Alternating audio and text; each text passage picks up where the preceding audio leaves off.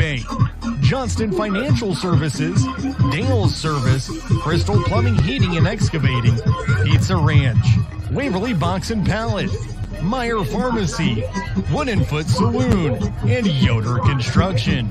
And now with the live play-by-play, here's the voice of the Go Hawks, Matt Ray. Hello and welcome to Go Hawks Stadium for tonight's regular season football finale featuring the 6-2 Marion Wolves and your 2-6 Waverly-Shell Go Hawks.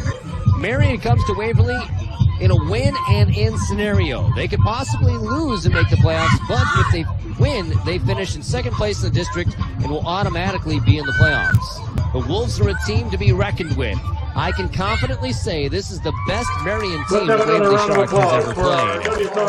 The Go Hawks enter this matchup on a 2-game winning streak. Plus, Waverly-Shell is 2-0 all-time against Marion with a 42-0 win 2 years ago and a 42-7 win last year. But that was then. This is now. The Go Hawks are in for a tough test as they play a ranked team for the 7th time this season.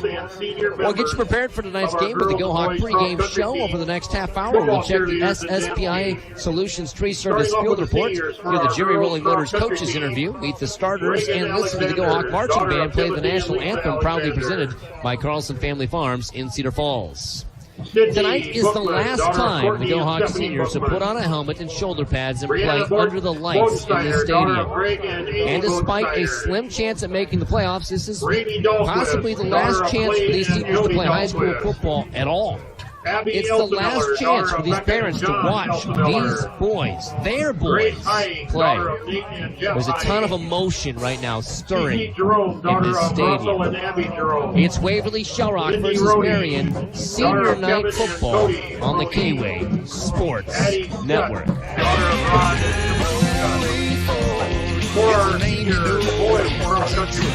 Are you looking for a new vehicle but don't know where to start? If you're wanting to skip the stress, visit the best place in the area to purchase a reliable vehicle. Hi, I'm Greg Stackdale from Rolling Ford in Shell Rock. We are the only dealership in the area to be named the Ford President's Award winner 7 years in a row, putting us in the top 1% in the country. With our top-notch service and sales departments, we will make your experience as smooth as possible. We have an abundance of new and certified pre-owned Ford vehicles, plus you'll have the opportunity to build your own F-150 or any vehicle of your choice. No matter what you value in car shopping, Rolling Ford offers the best of the best. Stop in today or go to rollingford.com to see our new and certified pre-owned vehicles we have ready for you. Rolling Ford, right off Highway 3 in Shell Rock, the destination Ford store where you'll really like how you're treated.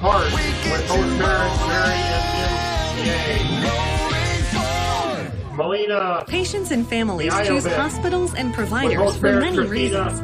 It's no surprise that quality of care tops the list.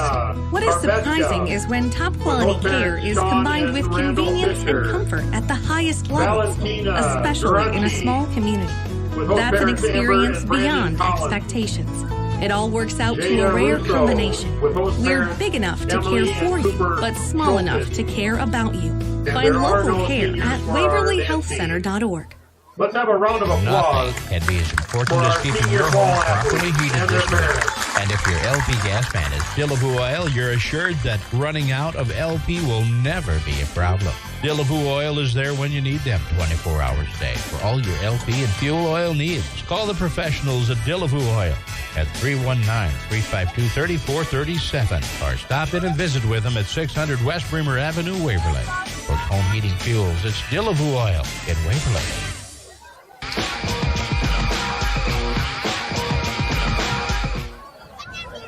Welcome back to the Go Hawk pregame show as Waverly-Shell is hosting Marion. It's time now for the SSPI Solutions Tree Service Field Report. If you need a tree removed, call the professionals at SSPI Solutions Tree Service at 319-883-9134 or visit them online at sspi-solutions.com. It's a beautiful night, one of the best week 9 conditions I can remember. 59 degrees. Clear skies, 3-mile-an-hour winds. It'll be absolutely not a factor at all. The field here at Go Hawk Stadium is a grass field. The Go Hawk at midfield, Kevin Miller and the gang have painted pink tonight. It is the annual Pink Out game as the Go-Hawks not only battle Marion, but they battle cancer with Marion here tonight. It's a beautiful night for football. That's the SSPI Solutions Tree Service Field Reports. If you need a tree removed, call the professionals at SSPI Solutions Tree Service at 319-883-9134 or visit them online at SSPI-Solutions.com. I'm Matt Ray, joining you as always. Joining me as always is Go-Hawk coach Greg Stockdale, and I talked about it earlier. The emotions are stirring. It's parents' night here for not just the football team, but cross country and marching band. And there's just a whole lot of laughs that are going to happen here. And you sure hope it's not the last football game of the year, but you never know.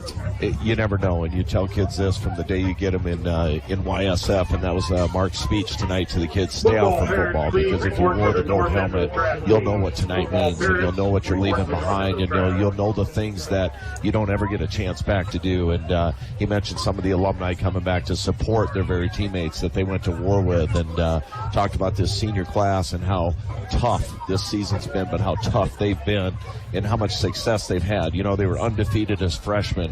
They lost 3 games up until this year, their entire career. This season's senior group is not accustomed to what this year unfolded to be.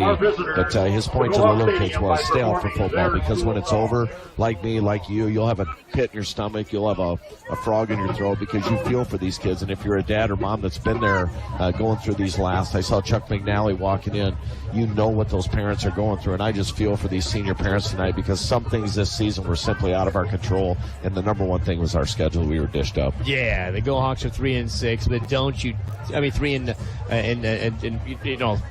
5 right now. They're hoping to get to 3-6, 2-6 right now, hoping to get to 3-6. But if this team finishes 3-6, is the best 3-6 team that you'll probably ever see, Coach. Well, it'll be the only 3-6 team you ever see at 19 in the RPI. I mean, that just goes to show you how strong that schedule was. A normal 3-6 team with a normal schedule is 31st, 32nd through 39th. So, and I'm not making excuses, Matt. These teams that are in the upper RPI deserve it.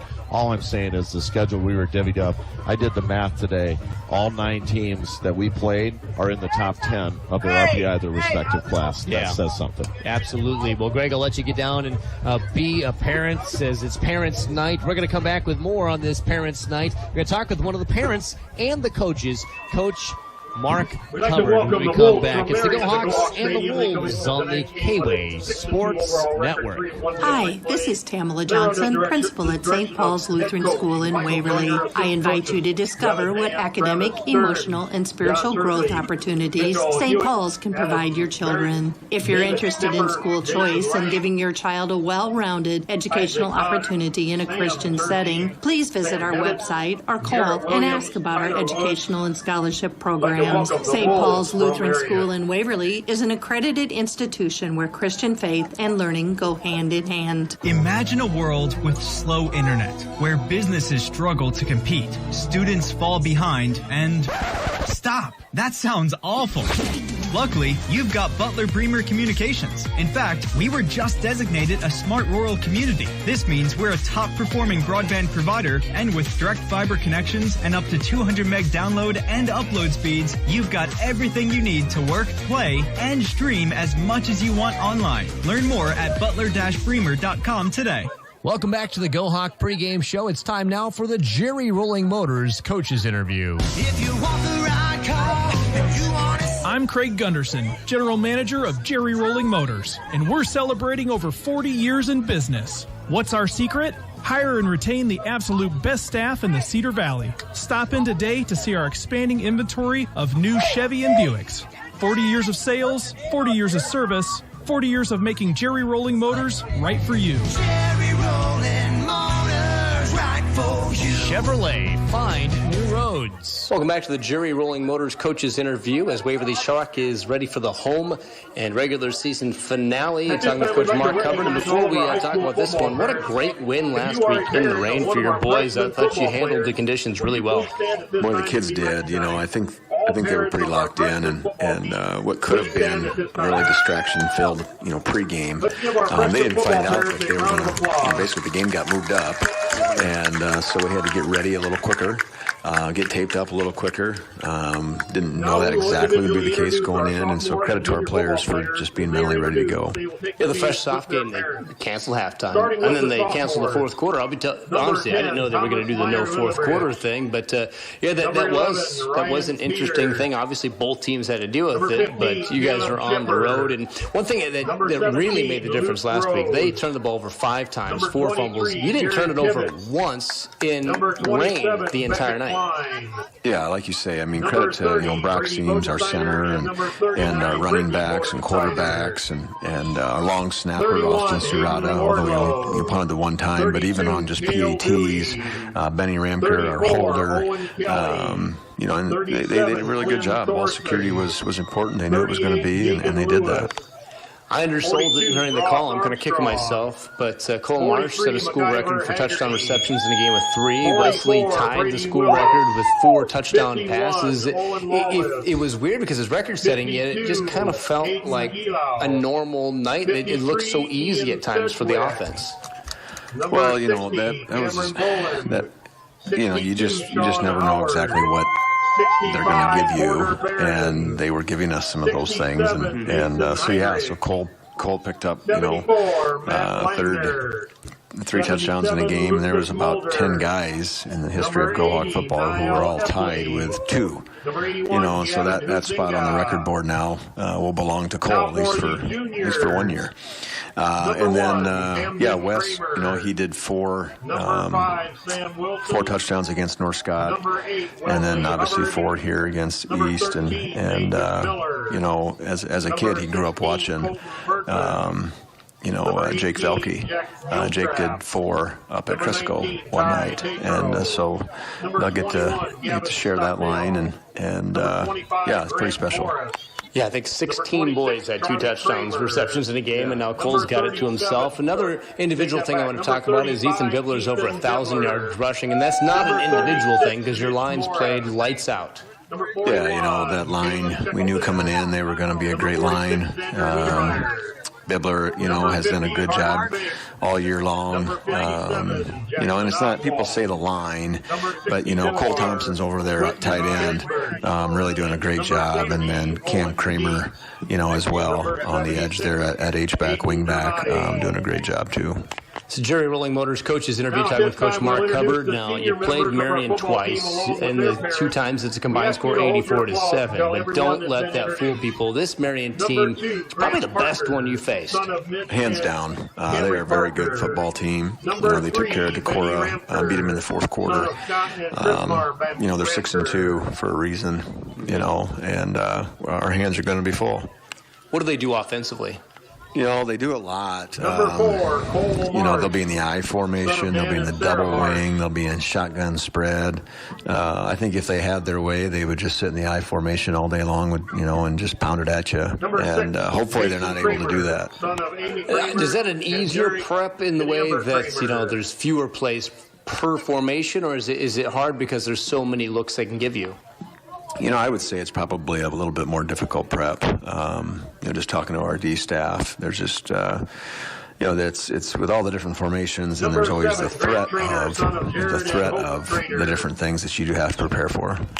Talk about their defense. Obviously, schematically, what do they do? And they've got a great linebacker this year. Yep, they do. They got a couple of them actually. They're like a 4-3 shell.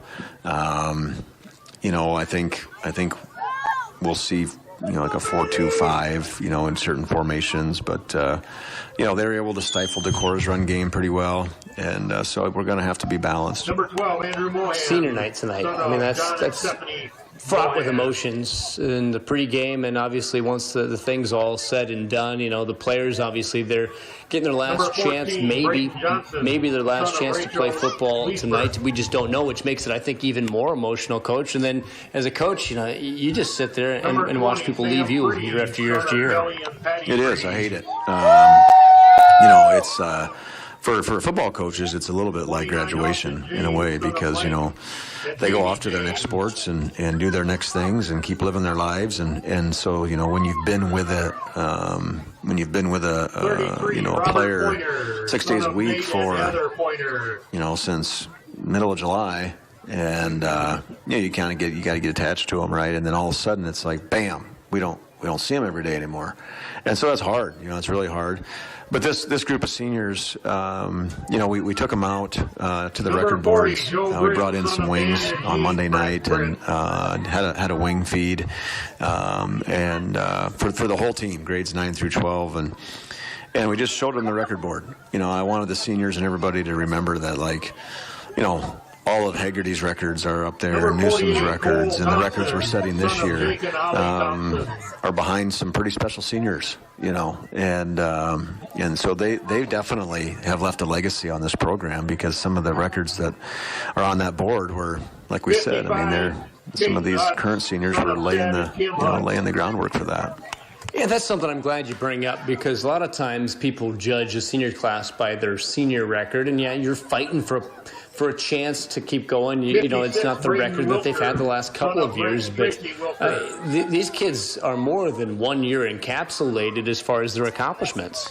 Well, I think you're exactly right, and there's a few things you have to be really careful of when you're a head coach. You never want to say this was the best we ever had. You never want to say this was, my favorite. You never want to say any of that stuff. But I think we're probably safe in saying that the schedule, and not just the opponents, but the order of the opponents, at least in the 17 seasons I've been here, and I'm sure Coach Arns could go back, I don't know that there's ever been a group of seniors who have fought through a schedule like this. Yeah, absolutely, I'm with you. I can't imagine anybody having a season like this. Now, senior night, it's last chance maybe to play a game this year, last chance for sure to play at home. How do you send them off with a win? Well, I think, you got to do what got you here, right? I mean, you got to be balanced offensively. You got to own the line of scrimmage on both sides. You got to play the game with great emotion. Make them go 90. Hopefully we're only going 60 or 50 or 70, somewhere in there with great field position. And then really, I think, in a lot of ways,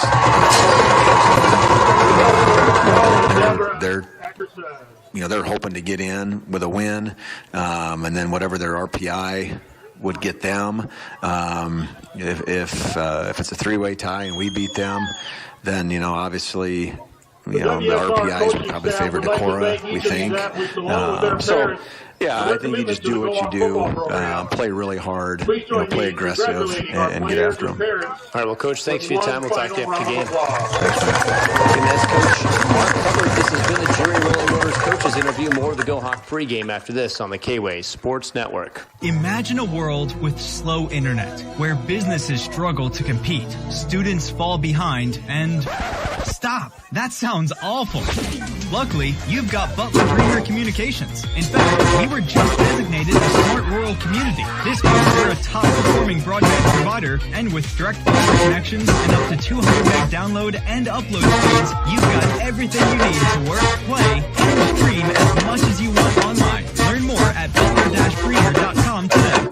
Serving the local community was our commitment when our bank was founded over 155 years ago. We continue the mission of local ownership and community focus. I'm Susan Wilson with First Bank. From local shop owners to generational farmers to new homeowners and retired teachers, helping you plan for your financial future has been a part of who we are. We're proud to serve you first. Welcome to First Bank. This is our story, and we're just getting started. Visit firstiowa.bank to learn more about how we can serve you first. Member FDIC.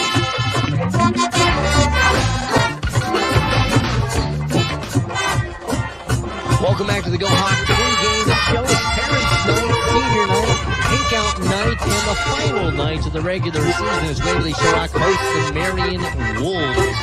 Time now to take a look at the starting lineups for both teams. Let's begin with the starters when Marion has the football. Their head coach is Michael Joyner, and I got to give a special shout out to assistant coach Adam Merritt. 20 years ago, he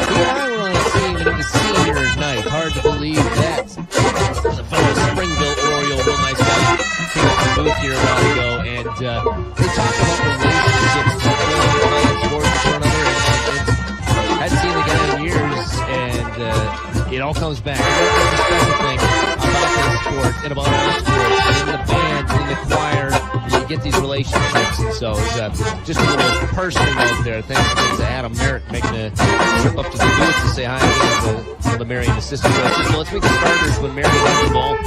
At center, 205-pound senior. To his right at guard, Ryan Boss, a 5'10", 250-pound senior. Right tackle, Tate Brawl, a 6', 265-pound senior. At left guard, Brady Walsh, a 6', 235-pound junior. And at left tackle, Noah Case, a 6'2", 275-pound junior. At tight end, Adam Rose, a 195-pound senior. Wide receiver, Caden Griffith, a 6'2", 180-pound senior. The other receiver is Darius Rushan, a 6'2", 180-pound senior. 5'8", senior. And the tailback, Trey Frank, a 6'2", 195-pound senior. Quarterback is Caleb Deers, a 6'6", 220-pound senior. Just kind of how you build a big old quarterback.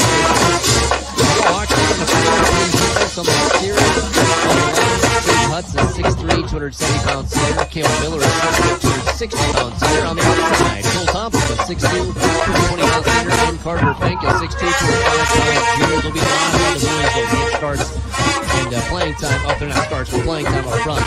That linebacker in the middle is Charlie Kramer, a 5'10", 185-pound junior. On the outside, Cam Kramer, a 6', 190-pound junior.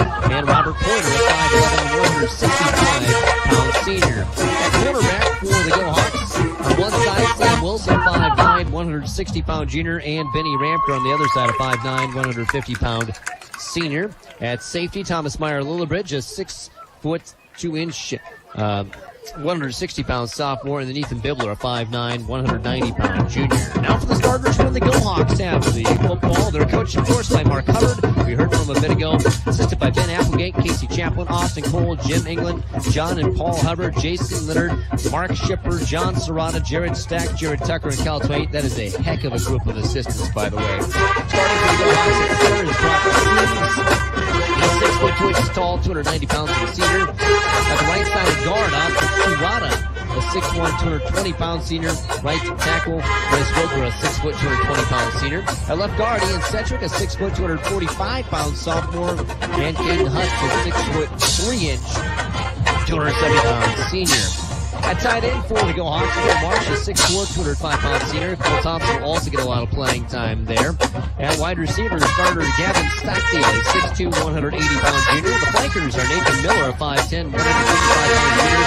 And Benny Ramker, a 5'9", 150-pound senior. The halfback is Ethan Bibler, a 5'8", 170-pound junior. Pointer will also get some votes.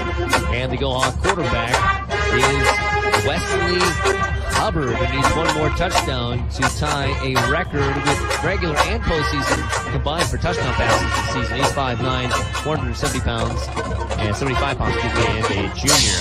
Marion runs a 4-3 defense on the interior. On the line, Ethan Holm, a 5'10", 165-pound junior, and Tate Roll, a 6', 265-pound senior. On the outside, Kyler Whitman, a 6', 6', 220-pound senior. And Clayton Lompot, a 6'1", 210-pound senior. At the Mike backer, Logan Tilkis, a 5'10", 195-pound junior. On the outside, Adam Rose, a 6', 3-inch, 195-pound senior. And Trey Frank, a 6'2", 195-pound senior. On the outside, Dagan Michaels at corner, 6'1", 165-pound junior. And Jared Gassman on the other side, 6'1", 150 pounds. He's a junior.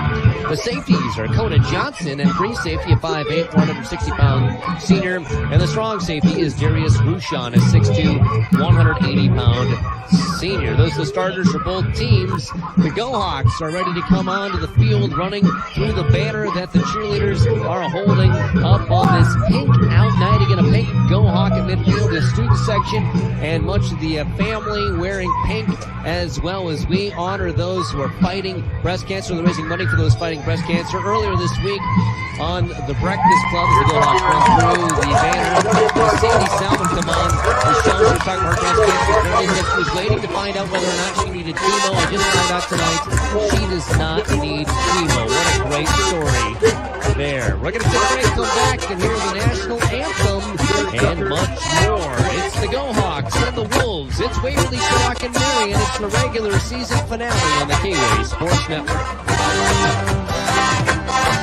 This harvest season, it's important to maximize field time.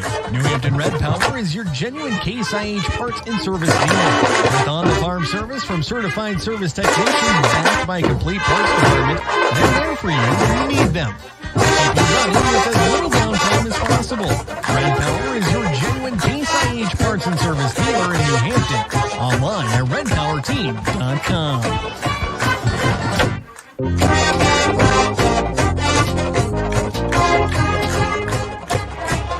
Welcome back. The Marion Wolves, the visitors, standing on the back line of the south end zone. Waverly Sharks standing shoulder to shoulder with hats between their legs at the 40-yard line. As it's time now for our national anthem, proudly presented by Carlson Family Farms in Cedar Falls, and of course performed by the Waverly-Shell Go Hawk Marching Band under the direction of Mr. Jim Vowles. Horns are up, and the flag is going up.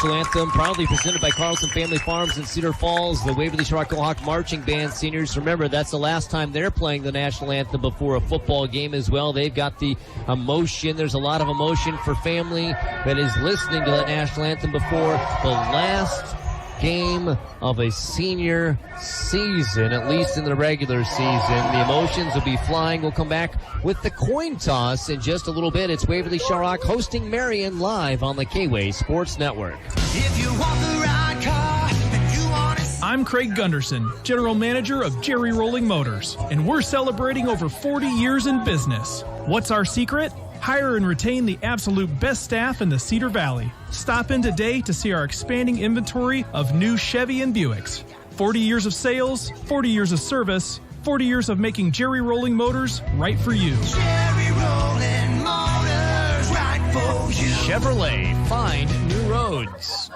Hey, this is Andy Ott, owner of SSPI Solutions. Here to remind you that right now is the time to get on our tree service and forestry management schedule. Here's the thing. We answer the phones, we offer quality work and a wide range of services, and communicate throughout the entire project. Our goal is to cultivate the best experience possible for our customers. For a free estimate, call 319-883-9134 or head to SSPI-solutions.com, because you should see what we saw.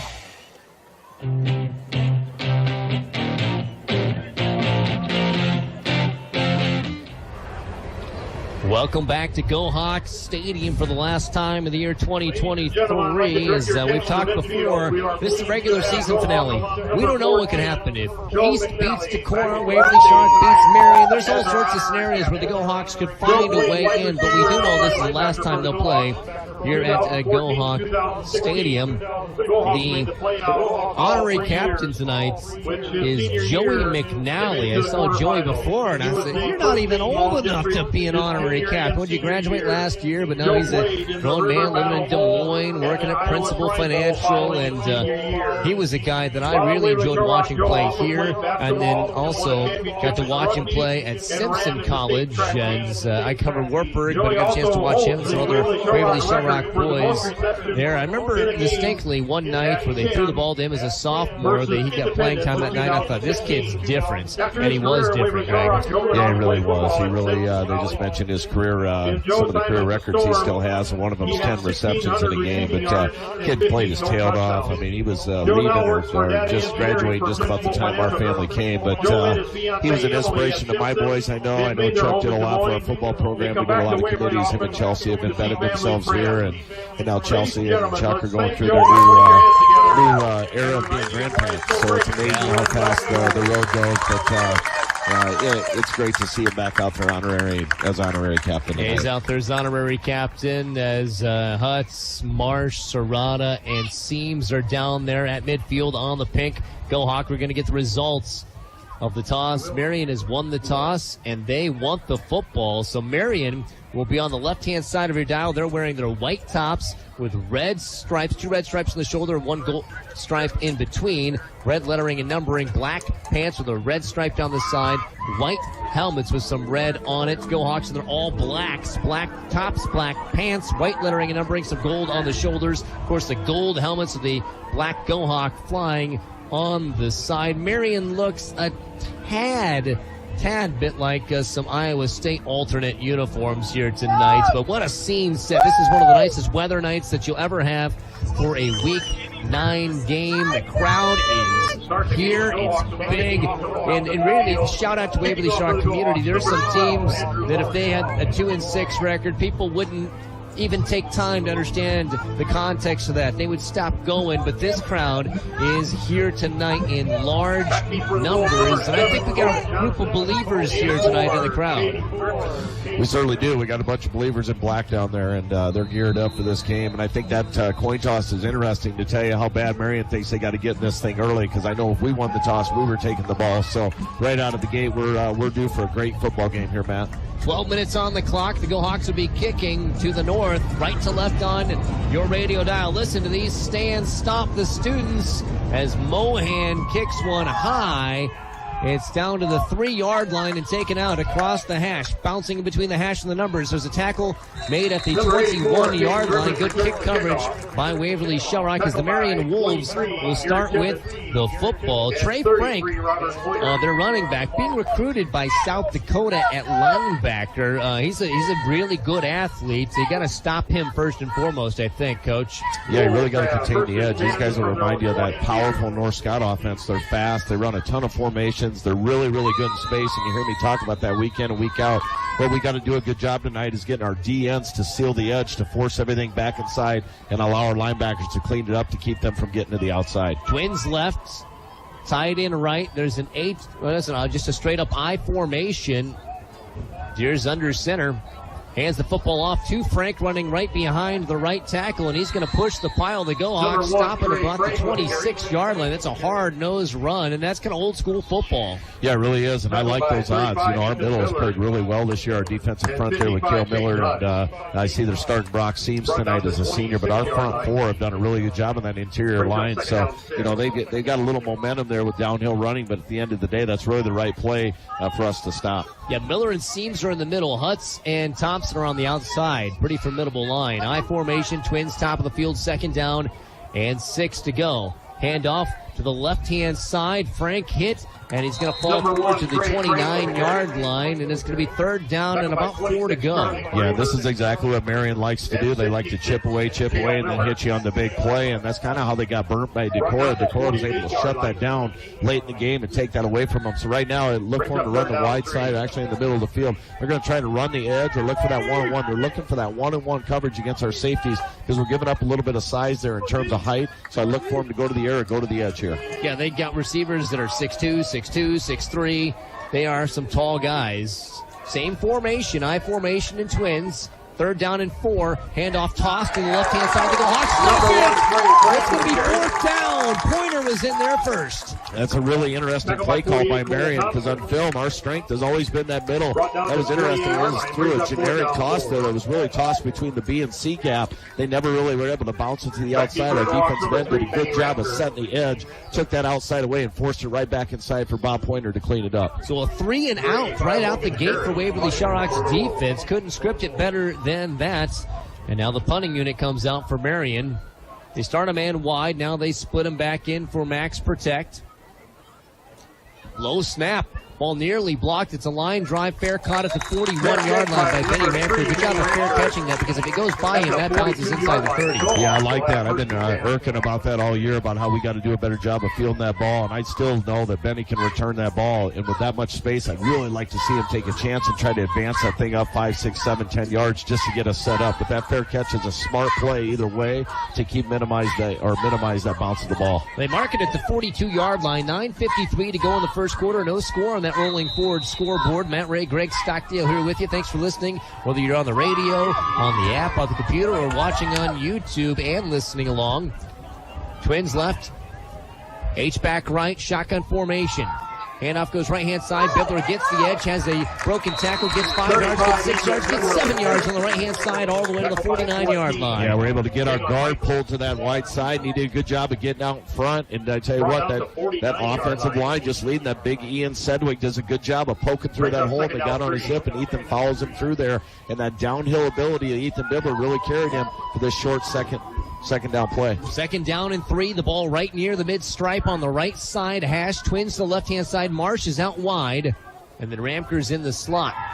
Go Hawks, throw it to Ramker. Ramker gets a good block from Marsh across the 50 as a first down, bounces it outside. Almost gets horsepower.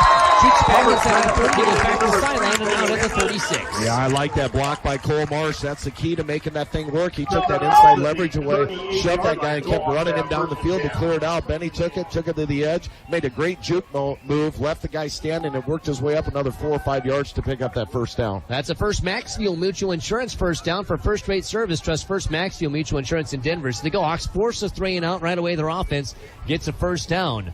Twins to the short side of the field. There's a whole lot of green grass to the right-hand side. Let's see if they give it to Bibler that direction. That's Bibler straight up the middle. He runs left-hand side across the 40, 45, makes a man miss and gets inside of the 32. He's ridden out of bounds, but the Go Hawks get great field position again after the Frank tackle. And Ethan did a good job of bouncing that backside. He went to the lateral lane there, and he just bounced it back. So they're flowing hard to the left. We come back, hard to the right. We flow back to the left. They got everybody going the wrong way, and he's able to cut it between that A and C gap, or A and B gap, cuts it right up, takes that tunnel to the left, and picks up 5 yards. Frank, by the way, he's the one wearing number 1 if you're watching on YouTube. He's the one that South Dakota wants as a linebacker. He's a very good player. 2nd down and 4. Twins right. Hubbard hands the football off. Bibler has the first down. Cuts inside the 25. He's at the 10. 5. Is he in? Yeah, he's going to be a yard short now. Just out at the 1 yard line, right near the pylon. He was pushed out and was just waiting to see what the official might call, because he almost dove and knocked over the pylon. The Go Hawks have first down and goal in the New Hampton Red Power Red Zone. And I'll tell you what made that play. Wesley Hubbard did a great job of selling that, because we've shown that on film. They were thinking that he was going to keep the ball, so he froze that middle linebacker who had to read him first. That gave Ethan enough time to bounce it to the left side. He froze those 2 linebackers, was able to sneak up and use his speed to go to the next level. QB sneak here. The Go Hawks get in for a ball score. Waverly-Shell cross first blood. That's huge, Matt. That's huge momentum. That's a great job of execution by our offense. That's exactly what we needed to start this game. A 3 and out by the defense, and then a 68-yard touchdown drive by the offense with everything perfect. Only 1 pass. The rest of it was run. Now the extra point will be attempted. Mohan has been phenomenal this year. The snapper and holder, obviously, a big part of that is Ramker. Gets the snap, holds it down, the kick is up, and it is good. 7-0. Waverly-Shell on the K-Way Sports Network. At Cedar Valley Ortho Express, you can simply walk in to be seen by expert orthopedic providers for all your acute injury needs. The clinic is now open Monday through Friday, 1 p.m. to 6:30 p.m., and Saturdays from 8 a.m. to 10:30 a.m. We're located at 4612 Prairie Parkway in Cedar Falls. Visit TorresOrthopedics.com/OrthoExpress to learn more about us and our services. Injuries don't wait, and neither should you. Walk into Cedar Valley Ortho Express today.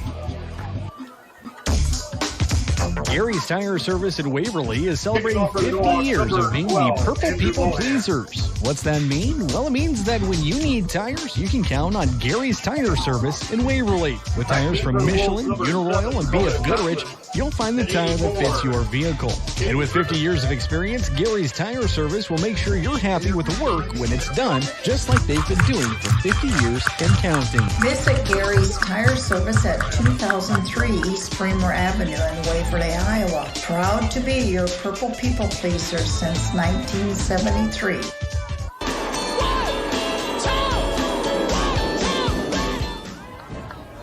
A dominant start for the Waverly-Shell Go-Hawks, a 3-and-out forced by the defense, and then a 68-yard touchdown drive where the offensive line just had their way. Mohan kicks the ball off. It is deep, and it is taken at the 1. Oh, he's in the end zone. End zone, yep.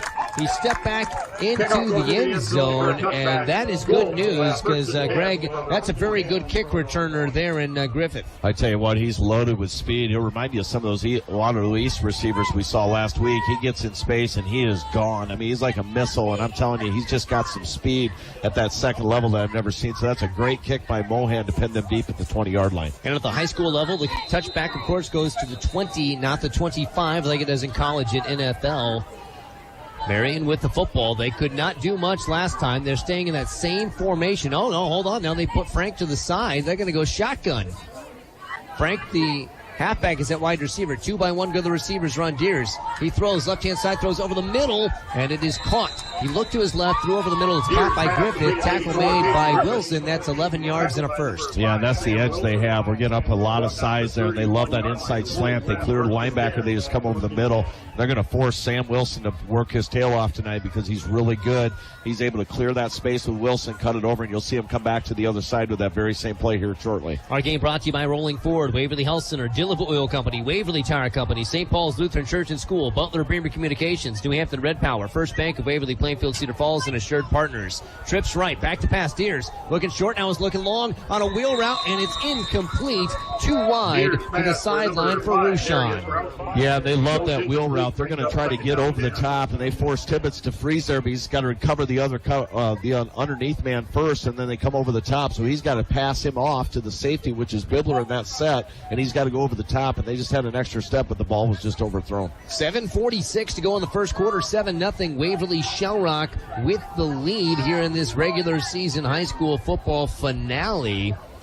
Twins left, one receiver right. Deers sends a man in motion. And the handoff goes behind the motion man, right-hand side. Good defense by the Go-Hawks as Horak was stopped. Tell you what, we're flowing to the football right now. That defensive line's doing such a good job. You see Caden Huss just flow down the line of scrimmage right now. He's playing complete domination D-tackle right now, doing a great job of flowing down the line of scrimmage to minimize that game. 7-0 Waverly-Shell with the lead. The defense getting some breathers for different guys now. It's a huge play, Matt. 3rd down and 8 to go for the Marion Wolves on their own 33-yard line. The Go-Hawks got to get off the field again. Trips top of the field. Low snap, picked up by the quarterback, throwing to the left-hand side. That's incomplete. The low snap changed the timing. Tibbetts had great coverage on the receiver, Frank. Well, their timing is just off. That quarterback, that ball was thrown about 4 feet too high, but it just seems like the quarterback's rattled right now. He's frustrated with that snap. It seems like Marion's routes are really not being ran very well, but I'll tell you what, they're getting the steps on us, so we got to make sure we get a pass rush on that and figure that out before they lock back in to get some better receptions. Yeah, Urkel snapped that a little bit low, and that made all the difference. It's the details that make the difference in this game. Safe return by the Go-Hawks. Kick is a high. Ball caught, fair caught at the 36 by Ramker. He caught it on the run. Good play by him. Go-Hawk offense will come out there, and let's see if they can be as dominant as they were last time, because as you mentioned, Greg, maybe it was off the air, but you said, the O-line just dominated. They did, and I tell you what, I know this Marion team respects this, but I don't think people really realize how good our front five are and how valued they are to a football team. And, you see all the scores, and it'd be easy to write the Go-Hawks off, but I'm telling you right now, this offensive front might be the best in all classes. Twins the left-hand side. Wing back that side as well. Shotgun formation for Wesley Hubbard. Man in motion. That's on them. It's encroachment. Yeah, free 5 yards for the Go-Hawks. That's great. Our game brought to you by the Scoop Feed and Supply, Jerry Rolling Motors, Newey's Moto and Waverly, First Maxfield Mutual Insurance, Barnett Seed Company, Next to new auto detailing, Fairbank Food Center, SSPI Solutions Tree Service, Gary's Tire Service, and Denver Insurance. Again, just under 7 minutes to go in the first quarter. 7-0 Go Hawks. This is their second possession of the game, and they're already starting with the first down and 5. Gotta like that. Same formation. Hubbard, the pink towel behind him, keeps the ball right-hand side. He did hand that off. He faked me out, and there was a tackle for loss as Bibler was brought down. Boy, his handwork is so good, he's faking me out. Yeah, their D tackle did a good job of following Ian Sedgwick right to the tackle. He did a good job of just following him when he came out of his stance. Did a good job. We're going to try a new formation. Here comes Miller and Stockdale. So a little bit wider group here with the wide receivers out with the 2nd down and 8. You could think you lost yards, but you started ahead of things in the first down and 5. So really it's just like having a 2-yard gain here on first down instead of thinking about it as a 3-yard loss. But it's the first time Marion had success on defense. 2-by-2 go the receivers around Wesley Hubbard, the junior quarterback, sending a man in motion. That's Miller. They're going to hand it to Miller, left-hand side. Miller has no blocking in front of him as there's just too many Wolves. Hutz tried to block for him, but the tackle was made by Griffin. Yeah, and they'll set that up, and then they'll fake and they'll roll out to that flat where you saw Stockdale Marsh set up in Twins over there. But we're baiting them right now is what we're doing. But right now that's really, really good execution by that Marion defensive front flowing to the football. Go Hawks changed their personnel to a more heavy group. 3rd down and 8 to go. You see Stockdale and Miller come off, and then Cam Kramer and Cole Thompson come on. Those are the guys who, they might be in the backfield. I'm not saying they can't catch a pass because we know they both can, but they're linemen that are behind the ball. That's what they are. For sure. Twins left. Wingback left. 4 on the play clock. Go Hawks have to call a timeout. We're going to take one with them. Be back in 30 seconds. You're listening to Go Hawk Football 7-0. Waverly-Shell Rock leads Marion with 5:22 to go in the first quarter on the K-Way Sports Network.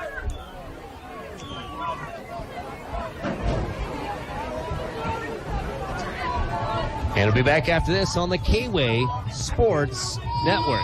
Imagine a world with slow internet, where businesses struggle to compete, students fall behind, and...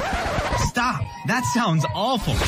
Luckily, you've got Butler Bremer Communications. In fact, we were just designated a smart rural community. This means we're a top-performing broadband provider, and with direct fiber connections and up to 200 meg download and upload speeds, you've got everything you need to work, play, and stream as much as you want online. Learn more at butler-bremer.com today.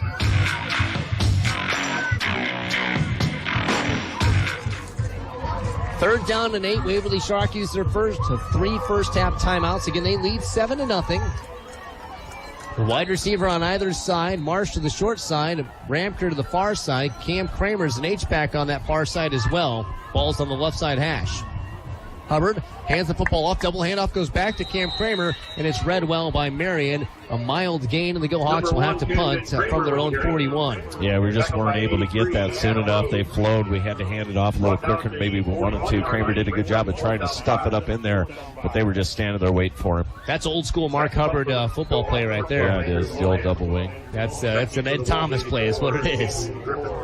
The Go Hawks will punt. Andrew Mohan. Talk about a kid who got so much better this year. The beginning of the year, he was a great kicker, an average punter. Now he's a great kicker, great punter. Gets a snap. Gets a boot into this one. Look out, Moon. Wow. Over the head of him. That's going to go down to 31. It just goes across the line. Andrew Mohan with a moon shot. It almost laid down on the 1, but rolled across the goal line. Wow. That was a neat kick. I mean, that thing almost stopped right there. Wow, what a kick by Andrew Mohan. I'm glad he had a good kick right there, and I just talked him up, too. It makes me sound smarter. Yeah, I was scared you jinxed him. Usually when an announcer talks about a kicker, they shank it. So no doubt. The announcer's jinx is something that you might not believe in, but after a while, you see it a whole bunch. First down and 10 for Marion from their own 20. 4:36 to go in the first quarter. Waverly Shark up 7-0. They've outplayed the Wolves, but there's a lot of football left to be played, and Marion's a 6-2 team. Yeah, they just really stopped us on defense right there, so we're going to have to make a couple of adjustments in terms of our formations. Probably going to have to try some different things because right now they've locked down that run game. And Marion stopped the Go Hawks when the Go Hawks started with a first down and 5. That's not easy. 3 wide receivers. Now Frank moves in motion. They're going to hand it off to Frank, left-hand side. He's got the edge. Go Hawks then push him out of bounds. That's Bibler who shoves him into the sideline. That's a late flag. They're going to call. Are they calling a late hit? Oh, I can't believe they throw that from the back judge when the side judge is standing right there. I don't think it was a late hit myself, but Bibler playing a little patty cake over there, so it's got to be something else, I'd imagine. From the back judge. That's what's weird. There's 3 other officials in front of him. They're closer to the ball. Yeah, it's about probably 20 yards away from where the flag ended up. Let's see the officials call. Personal foul. Face mask. Okay, so they call. Wow, that's on Tibbetts. Yeah, Tibbetts get called for a face mask. That makes more sense than calling Bibler for playing a little patty cake on the sideline, which certainly wasn't in a foul in any way, shape, or form. So the ball's all the way to the 40. Marion's best field position of the night. You can feel the momentum shifted a little bit. We got to gain that momentum back, get a big stop here. This big crowd's got to get into it. Look for them to run the edge here. They really want to stretch that edge, and we did a good job right there on that play, stretching that east and west rather than letting them go north and south. Yeah, and I think Marion has kind of figured out what doesn't work early on. Twins left, one receiver right. Back to pass. Deers looks, throws right, and it's out of the outstretched reach of the receiver Rose, who was running a post from the left side tight end spot. Yeah, and they sent Stockdale on a stun on the edge. They had our 2 inside guys swoop or loop, and then Stockdale comes off the edge, and he hustled that quarterback out a little sooner. He really didn't want to move when he did, but he had to because he had 4 guys coming at him, and that route just hadn't evolved yet. It feels like there's going to be some sacks before the night's done. We're going to get to that quarterback, Matt. 2nd down and 10 from the 40. Still in the first quarter here under the lights at Go Hawks Stadium on senior night. Twins to the short side. One receiver is Frank to the wide side. Back to pass. Deers throws a screen. Go Hawks read it. Beautifully done by the Go Hawks. Go Hawks sent some guys, and they saw it was too easy. We got a flag on the other side. Yeah, there's a flag right at the 45-yard line. Might be an illegal man downfield, perhaps. Yeah, on that screen, that'd be the right call. Because it certainly was a screen. They're pointing at us, though. Oh, it is it's illegal man downfield. Yeah, so that's going to be against Marion. And that's huge. That's a 3rd and what? 5, is that 10-yard penalty?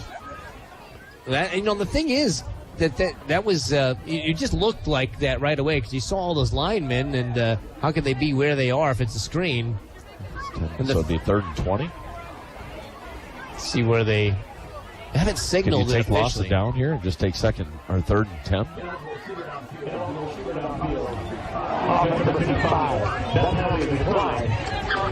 Yeah, I like that. Yeah, they take the 3rd down. By the way, I'm loving the mic'd referee tonight. Yeah, it's a good crew that's out here tonight.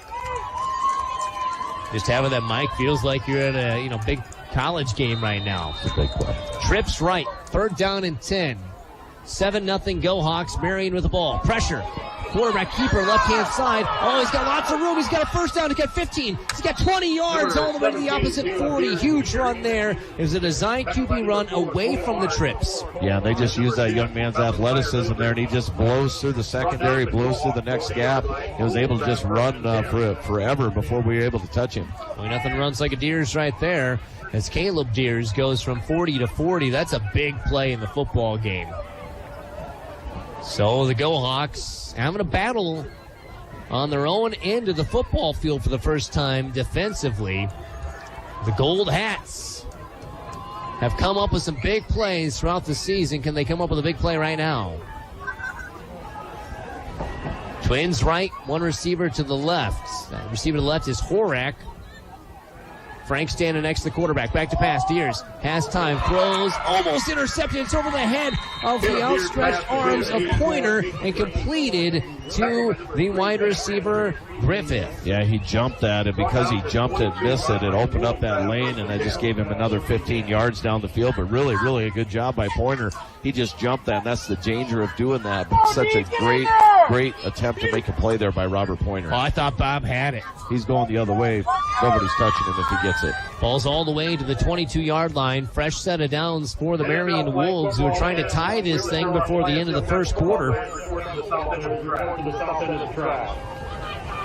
You heard over the PA probably, the YSF kids, they're getting an honor today. The honor of the cross-country, band, football, little football, breast cancer survivors. This is a busy night. Timeout's going to be called by Marion. We're going to take a timeout as well. Both teams have called the timeout. Go Hawks lead 7-0 with 3:31 to go in the first, but Marion will have the ball deep on the Go Hawks end on the K-Way Sports Network. Nothing can be as important as keeping your home properly heated this winter. And if your LP gas man is Dillaboo Oil, you're assured that running out of LP will never be a problem. Dillaboo Oil is there when you need them 24 hours a day. All your LP and fuel oil needs. Call the professionals at Dillaboo Oil at 319-352-3437 or stop in and visit with them at 600 West Bremer Avenue, Waverly. For home heating fuels, it's Dillaboo Oil in Waverly. The Health Center is focusing on breast cancer awareness for the month of October. They have performed over 3,200 mammograms. Both teams have used a timeout. There's 3:31 to go in the first quarter. 7-0 Waverly-Shell with the lead, but it's a fresh set of downs for Marion on the right-hand side of your dial at the 22-yard line going in for the Wolves. And really, it's just been balls up the seams that have really done it for them. Obviously, that big QB run, but balls up the seams are the plays that are most consistently there for them. Yeah, and those formations they're running, they're hard to attack, but right now our kids are in the right place. We just missed a couple tackles, so a lot of film watching by the Go Hawks every week, but especially this week. Our kids are in the right places. Marion's going to show some counter here. They're probably going to come try to run the edge. They're in the middle of the field. They've got another 4 downs here to take a shot at the end zone. High formation, Twins to the right. Play action. They look to the right, throw to the right, end zone toss. Ahead of Ramker, it's caught. It's a touchdown. Griffith with the score. Ramker felt he was pushed. No call. And an extra point would tie it. And Griffith is just the big boy. He's 6'2", over 5'9", and that was the pass that I thought was pretty well defended by Ramker. He went up to get it, and then he kind of drifted in. He's going to say he was pushed, and the officials did not say that. Well, it looked like he may have jumped just a tad early. Maybe is the only thing you could say about his coverage, but that's a touchdown for Marion. The extra point is up, and it is kind of a pitching wedge that finds its way through. 7-7 our score. We got a good ball game here on the K-Way Sports Network.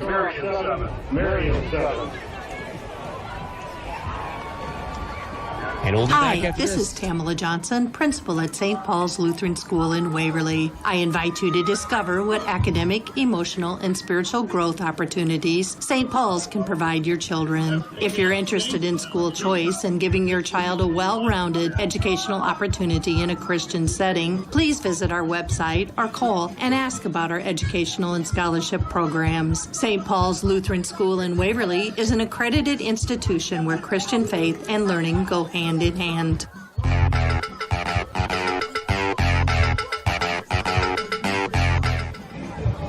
Welcome back to Waverly Shark football. Marion just struck back with a touchdown.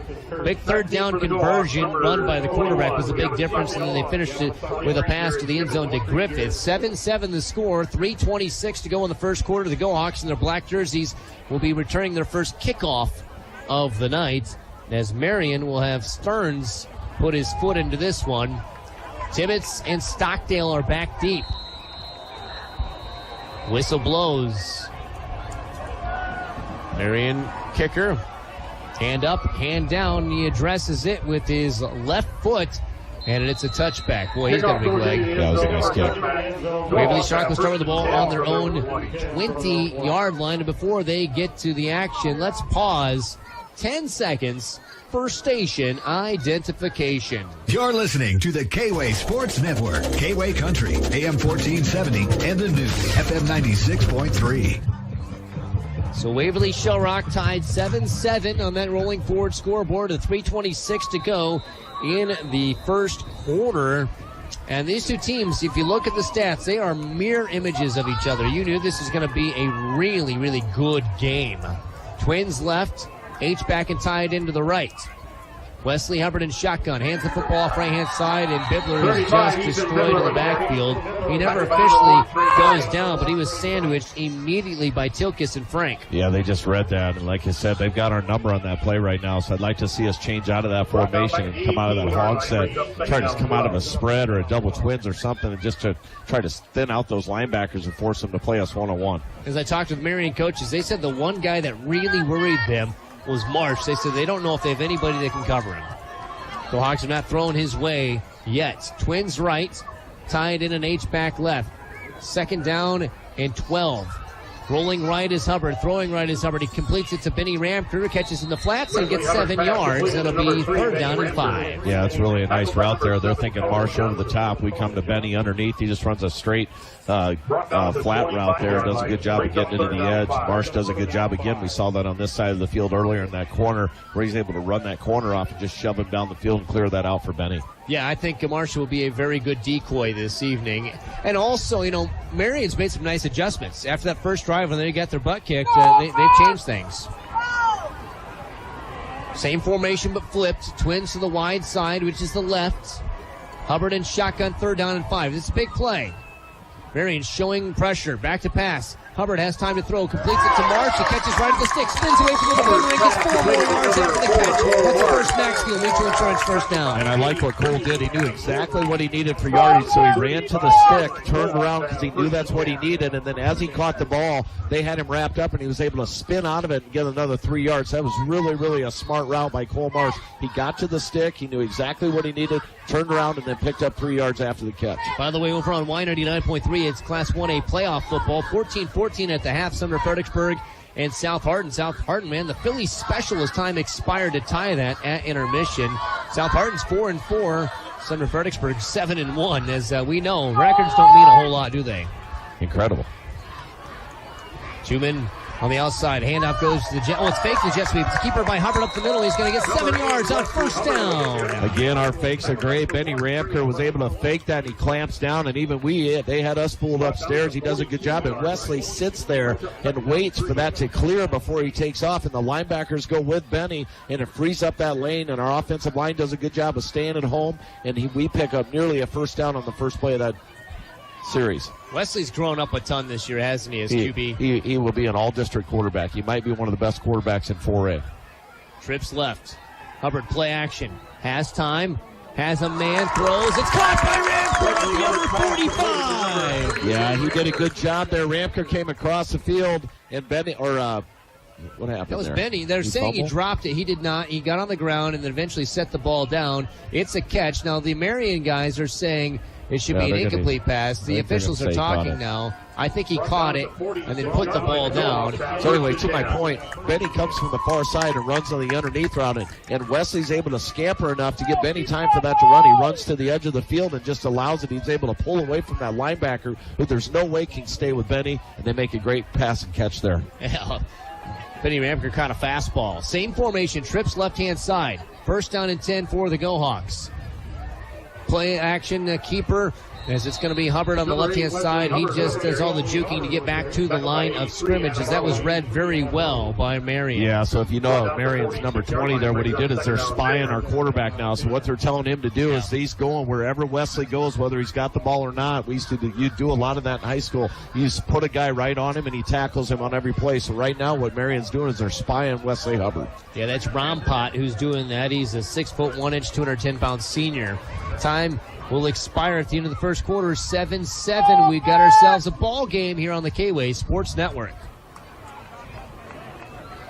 Patients and families choose hospitals and providers for many reasons. It's no surprise that quality of care tops the list. What is surprising is when top quality care is combined with convenience and comfort at the highest levels, especially in a small community. That's an experience beyond expectations. It all works out to a rare combination.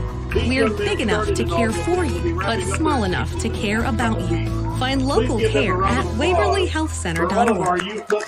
Imagine a world with slow internet, where businesses struggle to compete, students fall behind, and... Stop! That sounds awful. Luckily, you've got Butler Bremer Communications. In fact, we were just designated a smart rural community. This means we're a top-performing broadband provider, and with direct fiber connections and up to 200 meg download and upload speeds, you've got everything you need to work, play, and stream as much as you want online. Learn more at butler-bremer.com today.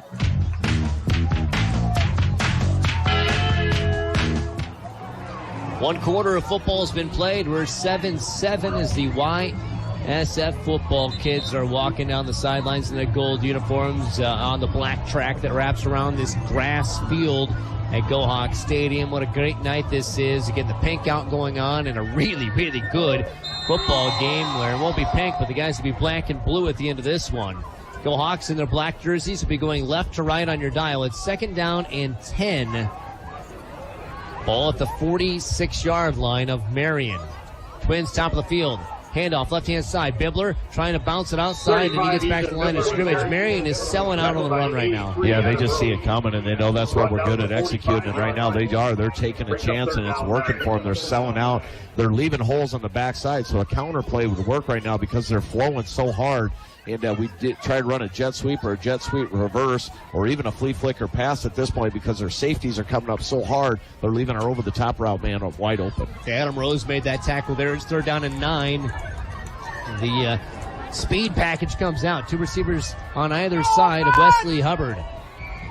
Hubbard standing on the pink Go Hawk. Back to pass. It's a screen. Left-hand side to Ramker. Ramker's got nothing over there, and he stumbles and falls forward for a gain of about 4. I can't believe he got that much. Yeah, it's going to be about 4th and 5, 4th and 6 here. So I'm not sure we try to kick it or punt. I think you almost really are in a territory here where you got to go for it now. Yeah, it's that tweener. You got to go for it. I don't think in a game like this you got anything to lose. You got to go for it. Looks like they are.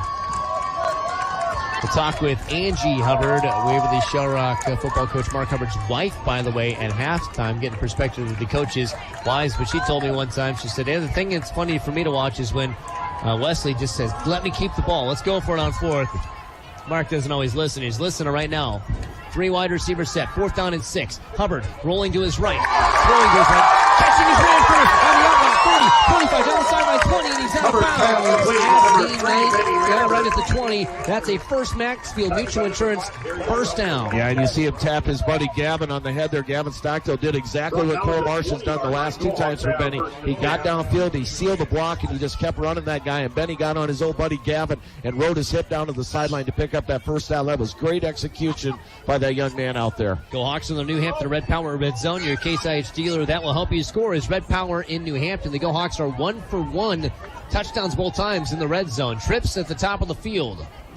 They're blitzing. Oh, it's a pull to the right-hand side. Design QB run. Hubbard will get a few yards. That's a decent run of 3 yards. They say stepped out at the 17. Yeah, they sent both of their middle linebackers there, which is dangerous because you leave that flat open, and Wesley was able to read that, and he just bounced it. As soon as he got the ball, bounced it to the outside, was smart enough to pick up what he could get there, but they were sell-out, all-out right there from that linebacker, Marion. And if you're wondering if that was a scramble or a design run, you saw Ian Cedric pull to the right-hand side. That was run all the way. You got to run guys other than Bibler tonight. He's a 1,000-yard rusher, having a great season, but Marion's keying on him. Same formation, trips to the left, ball on the right side hash.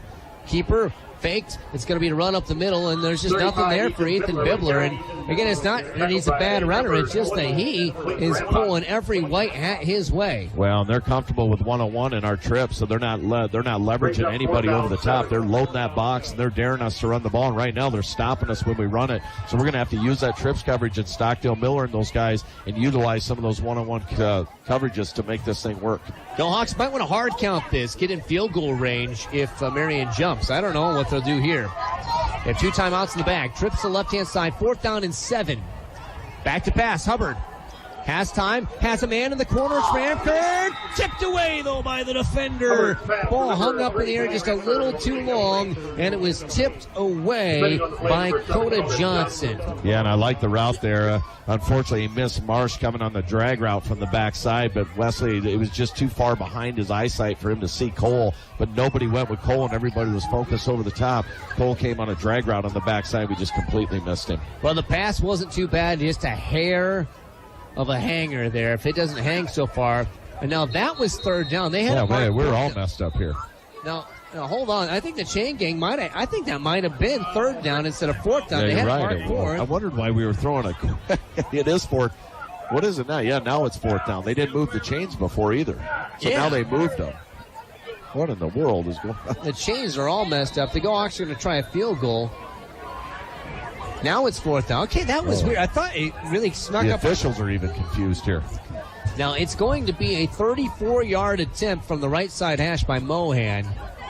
I was thinking that it got to 4th down really quick. I just trusted the dial-it-down guy on the far side. They rarely make mistakes.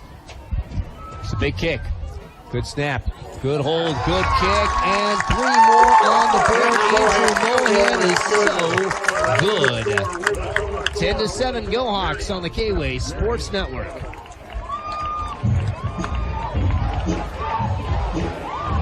Get back after this on the K-Way Sports Network. This harvest season, it's important to maximize field time. New Hampton Red Power is your genuine Case IH parts and service dealer. With on-the-farm service from certified service technicians backed by a complete parts department, they're there for you when you need them. They'll keep you running with as little downtime as possible. Red Power is your genuine Case IH parts and service dealer in New Hampton. Online at redpowerteam.com. Since 1916, a lot of independent agents have recommended auto owners insurance, and a lot of parents have taken that recommendation to heart. So have a lot of their children, and grandchildren, and great-grandchildren. As we celebrate our first 100 years, Auto Owners Insurance thanks all those who have put their trust in us, and all the generations who will. Visit People's Insurance PIA in Waverly and Nashua, where they now offer a full line of home, auto, and property insurance. At People's Insurance PIA, you'll get more than just insurance. You'll get peace of mind.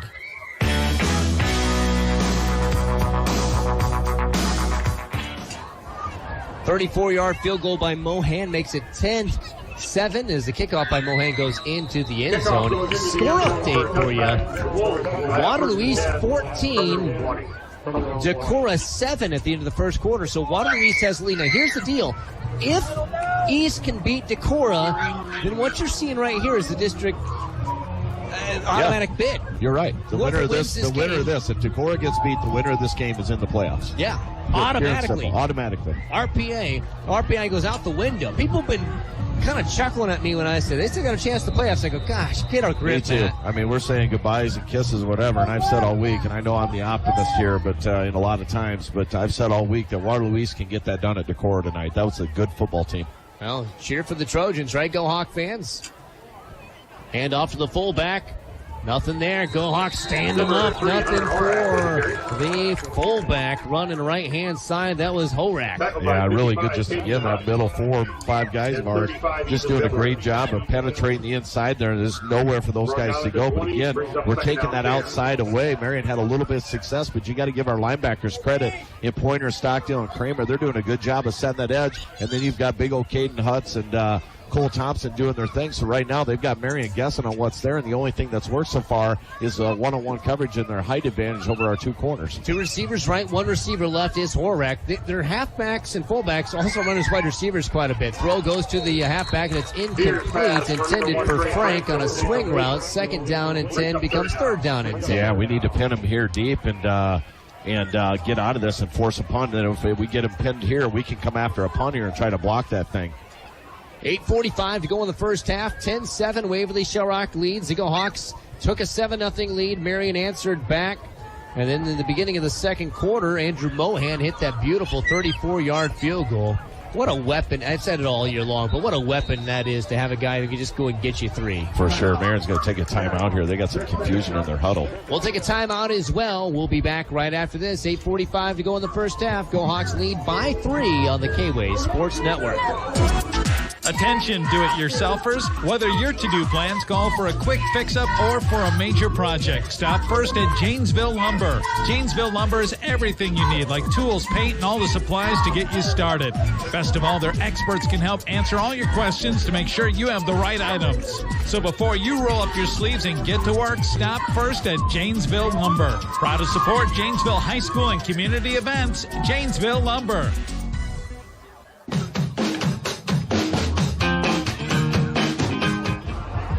Welcome back to Go Hawk Football. Our game brought to you in part by Janesville Lumber Company, Cedar Valley Ortho Express, 30 Dog American Bar and Grill, Chad Heim Excavating, Waverly Family Dentistry, Joe's Nighthawk, Waverly Utilities, and American Family Insurance, Christian Muth Agency Inc. It's 10-7. Waverly Shark with the lead. 3rd down and 10 for Marion on their own 20. Wolves can't convert here, the Go-Hawks will have awesome field position most likely.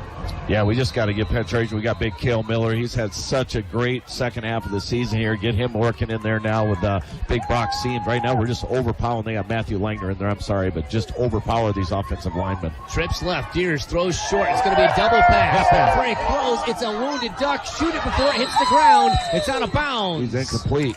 Out of bounds, incomplete. There's a double pass. They threw left-hand side to Frank. Frank threw a ball, and it was quacking, and it just went wide. Boy, if he throws a spiral, that thing probably stays in bounds. Now, granted, he's a halfback and wide receiver, not a quarterback, and that's a tough thing to do, a double pass, and the Go-Hawks will get off the field. Now, here's what we got to be thinking. We've been scrambled on this a few times this year. We got two guys back. We've got to be watching for that punt fake. We've been burned on that 4 times this year, twice in Clear Lake. Norris Scott got us, and so did Waterloo East last week. Safe return for Waverly-Shell because of what you just said. A late run on of a man for Marion. Marion's down to 1 timeout. The Go-Hawks 2 timeouts in the half. The kick is up. Oh, it's terrible. It's high. It's short. Ramker fair catches it in Go-Hawk offensive end at the 44. It's in Marion territory at the 44-yard line. 8:31 to go in the first half. Our game brought to you by CUSB Bank, Johnson Financial Services, Dale Service, Crystal Plumbing, Heating, and Excavating, Waverly Pizza Ranch, Waverly Box and Pallet, Meyer Pharmacy, Wooden Foot Saloon, and Yoder Construction. Again, East is leading Decorah 14-7. It's only 14-7, but there's hope. There's hope. Go-Hawks are leading 10-7. This is an interesting night, to say the least. Twins top of the field. Tied in and wing back, or H-back, we'll say, to the right-hand side. Man in motion, they give it to the motion man, Ramker. Ramker cuts. Back inside, jukes across the 40, breaks the tackle, 45, 40, down by the horsepower at the 24, no call, but that is the Go-Hawks in the New Hampton, on the first Maximum Mutual Insurance first down. He got to the edge, and then he cut it back inside, makes some great moves. Yeah, he did a great job. That backside lane was there, and Benny did a good job. He kept his eyes up, and he cut it back in that lead, and I talked about that in the last quarter, where they're flowing so hard, and Benny's able to read that, and he cuts back off the nose of that linebacker to the left, spins through another tackle, is able to jet his way through the middle there to pick up that first down. It was great elusive running by that young man, Benny Ramker. Wide receiver on either side, tied in, and H-back to the right-hand side.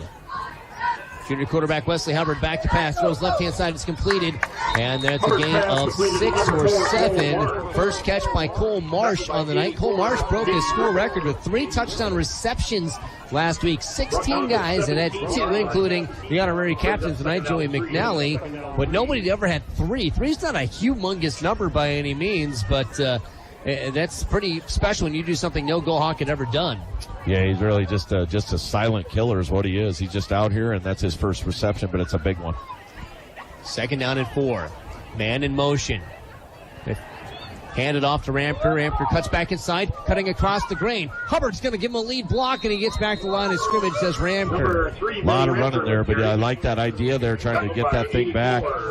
He did a good job, and I tell you what Wesley did, if he would have blocked that guy, it would have been a blindside block, so it was a smart move by Hubbard not to drill that guy, because it would have helped Benny, but it wouldn't have done anything because it would have been a 15-yard penalty. By the way, Marsh also has the school record for touchdowns in a season receiving with 80, beats Matt Waller's record that dates back to 1991. Those are some really good football teams for Waverly-Shell of that era. 3rd down and 4. Twins to the right-hand side. Go-Hawks want to convert. Ramker, Hubbard rolling to the right. Nobody's open. Hubbard's going to try running for it. He's got it close. Boy, that's going to be about a half-yard shy, Greg. Yeah, you got to go for it. You got to go for it. You go quarterback sneak. You tell your offensive line, you got to go for it. This is where Wesley's got to tell his dad, give me the ball. We're going.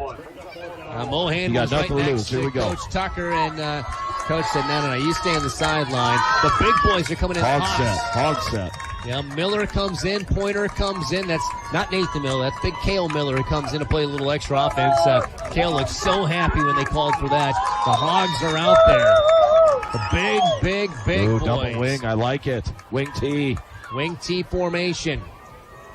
Handoff goes to Pointer, bounces it outside, has the first down, crosses inside the 10, and that's going to be first and goal. The Go-Hawks in the New Hampton Red Power Red Zone looking for more. And I tell you what, you just mentioned, but big Cale Miller, they challenged him on the left side. Bob Pointer ran right off big 66. He did a good job of sealing that edge with that massively big body of his. He drove that guy 15 yards down the field and allowed Robert Pointer to pick up that first down. What a great job by Cale Miller.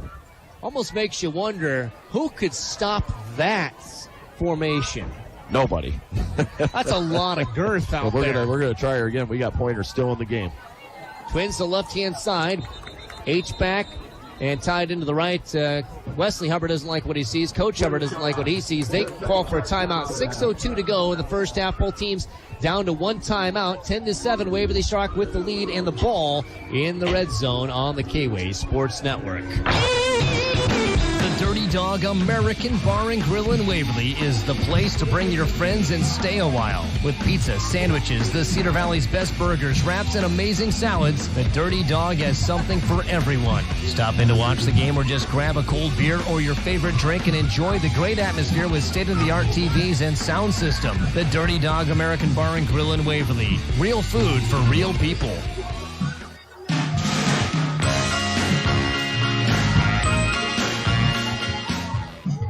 Welcome back to Go Hawk football. One timeout remains on the board for both schools in the first half. 6:02 left to go in the first half. 10-7.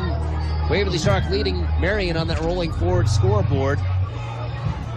It's going to be an exciting night for so many reasons. Senior night, just one of those. The playoff hopes are still there, Go Hawk fans. I know you feel it. Greg and I have been drinking the Kool-Aid all year long on that, but I'll tell you, sip up. It's tasting pretty good right now, and you just never know. But the thing is, you got to win the football game. That's the biggest drama here. You got to win the football game. I love these end-of-the-year games. Who wants to play a nothing game? This means something to everybody in this stadium on both sides of the ball. I love this type of emotion-packed game. Marsh and Ramker split out left. Ramker goes in motion behind Hubbard at shotguns. Handoff up the middle. That's Bibbler in for the score. Touchdown run. The Go Hawks are up another touchdown. Bibbler's had tough sledding all night long since that first drive. First drive, it was easy going. Since then, it's been real tough. But right there, it was easy peasy. Again, all he had to do was find the hole and run through it. Well, what's making that work is we're changing formations now. We're confusing that front five of Marion. You see us go double wing. You see us go wing T. And then you see us go back to that power set there where Bibbler almost walks in. But what great offensive play calling by our coaches at Waverly-Shell. Go Hawks will attempt to point after. And it's up, and it is good. 17-7, Go Hawks with the lead on the K-Way Sports Network.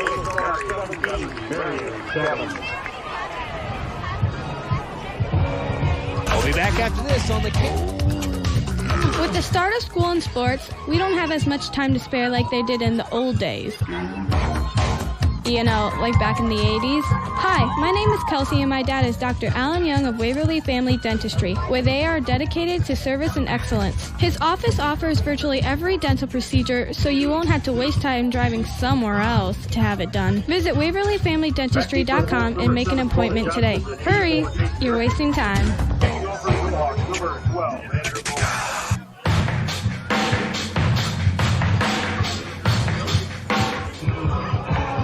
5:57 to go in the second quarter. 17-7. Waverly-Shell with the lead. The Go Hawks will be kicking off left to right on your dial from their 40-yard line. Andrew Mohan has accounted for 5 of the Go Hawks, 17 to the field goal, and then 2 extra points. Wesley Hubbard had a QB sneak.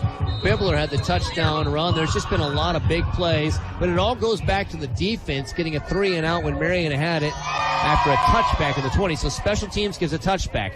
The defense gives a 3-and-out, and then the offense puts it on in. Like wagons hooked together are those 3 units, says Coach Hubbard all the time. High kick, short kick, fielded at the 7. Ball's outside, well covered by the Go Hawks down at the 20-yard line as Griffith was surrounded. That ball was kicked so high by Mohan that the unit got out there really nice and easy. Braden Johnson and Bob Pointer made the tackles. McIver Haggerty also in on that play. Yeah, really, really good kick by Mohan. If we can't get in the end zone, to your point, it allows our defenders to run underneath it. And as it's in the air, with that speed we put on that front line, they're able to get down, and it really gives our receiver nowhere to go when we get down there. First down and 10 from their own 20 for Marion. Waverly-Shell up by 10 points with 5:52 to go in the half.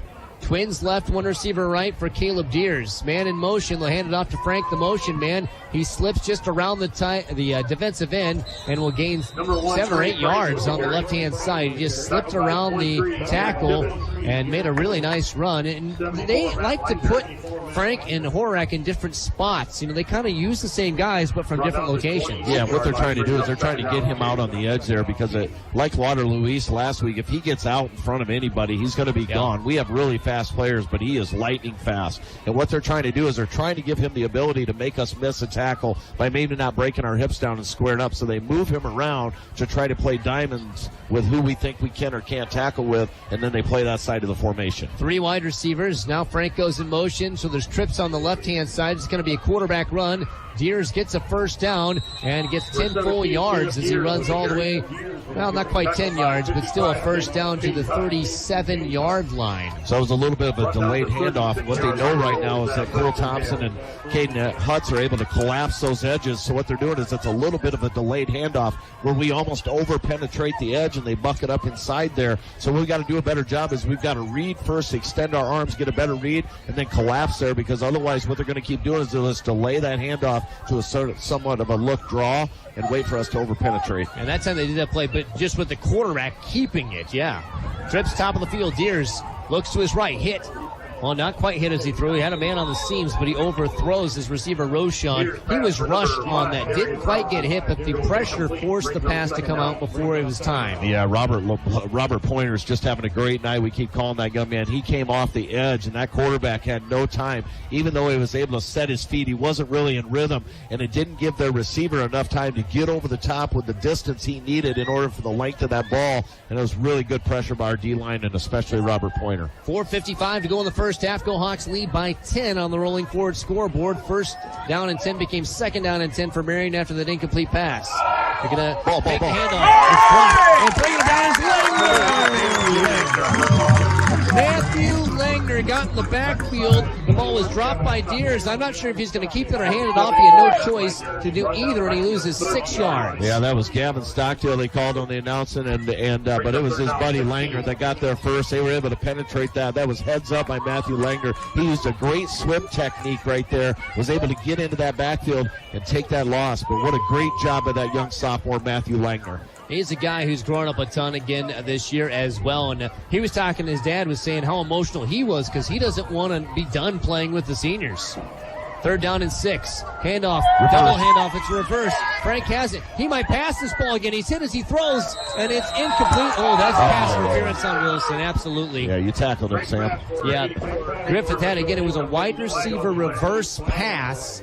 And Frank threw a much better ball there. I'm not sure if it's completed without the pass interference, but that is as easy a pass interference call as you could possibly have. And it's going to, I don't know if it's an automatic first here. I think they might still be 1 yard shy. Yeah, I think it'll be fourth. No, they get to replay the down, so it'll be like third and, no, is it fourth and? Be 3rd and 1. Yeah, 3rd and 1, you're right. So that's 15, right? Yeah, it'll be 15. I just wonder if that was even a catchable ball, but I don't know if it matters.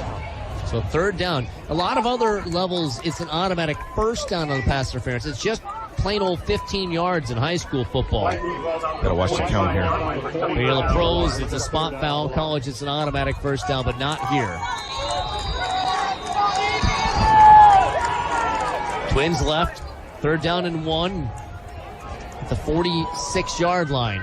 Middle. Keeper by the quarterback as he follows his tail in full, and he leans across. He's 6'6", and I think he just has enough body length. I don't know.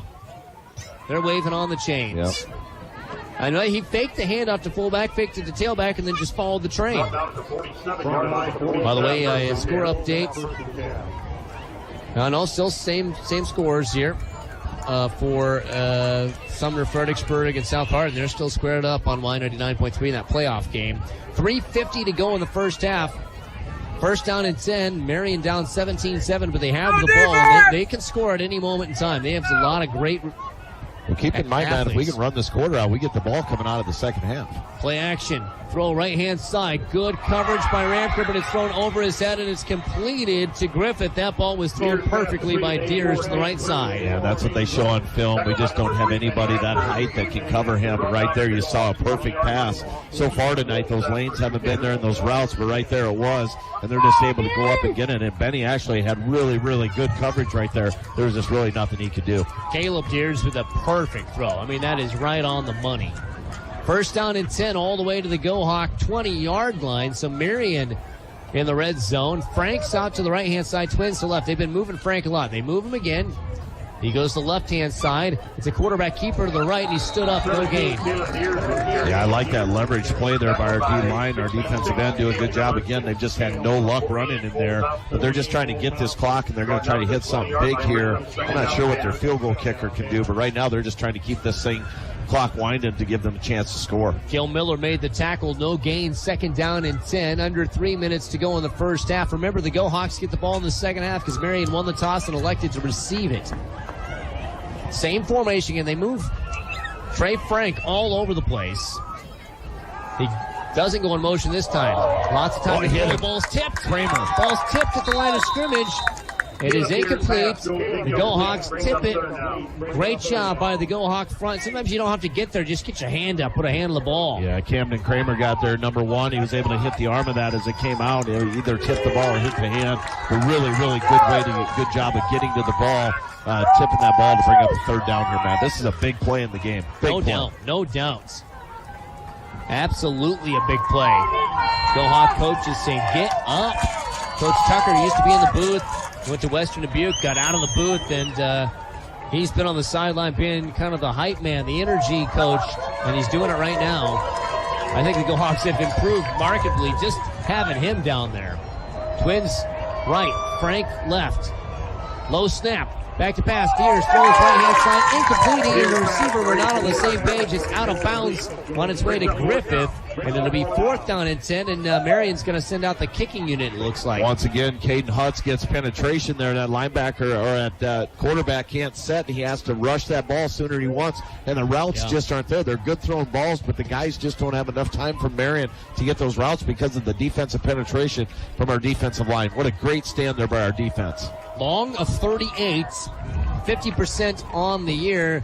This is going to be a 37-yard field goal, so just inside his range. He's a left-footed kicker. The kick is up, and it is good. 37-yard field goal. Marion is within 7. We'll be back after this on the K-Way Sports Network. Marion 10. Be back after this on the K-Way Sports Network. Throw your mediocre internet overboard and switch to Waverly Utilities. Are frustrating internet problems about to cause mutiny in your device-filled home? Are you ready to search for internet treasure with legendary speeds and reliability? Fiber internet plans from Waverly Utilities with swashbuckling speeds as fast as 10 gig are the cherished jewels of today's connected world. To quickly discover them and reap your rewards, visit WaverlyUtilities.com. Anchors away. Making life better, making life easy. Marion, number 9, Grayson Church. Back in for the Go-Hawks. Number 21, Gavin Scott. 2:28 to go in the first half, 17-10. Waverly Shark leads Marion. Go had that 37-yard field goal. Both teams have had field goals. Both teams have had touchdowns. The Go-Hawks just have the extra touchdown so far in the football game to lead by 7.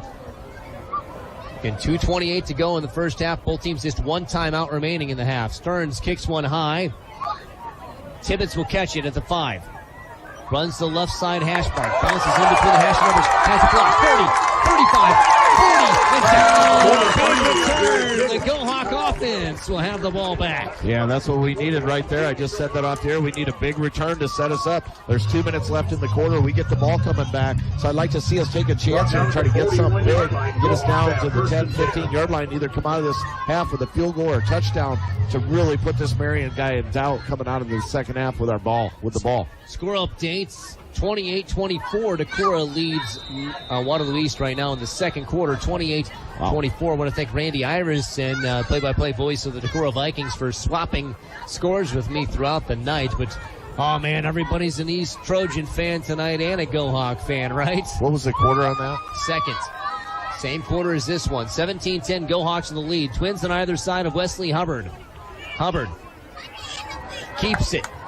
Runs right-hand side. Jukes, jives, gets to the 46-yard line. The Hawks have to hurry up to the football. It's a 2-minute drill, again, with just the one timeout. They're going to keep that 10 unit out there where they get all the wide receivers all over the place. 2 by 2 they go. Ramker and Marsh to the left.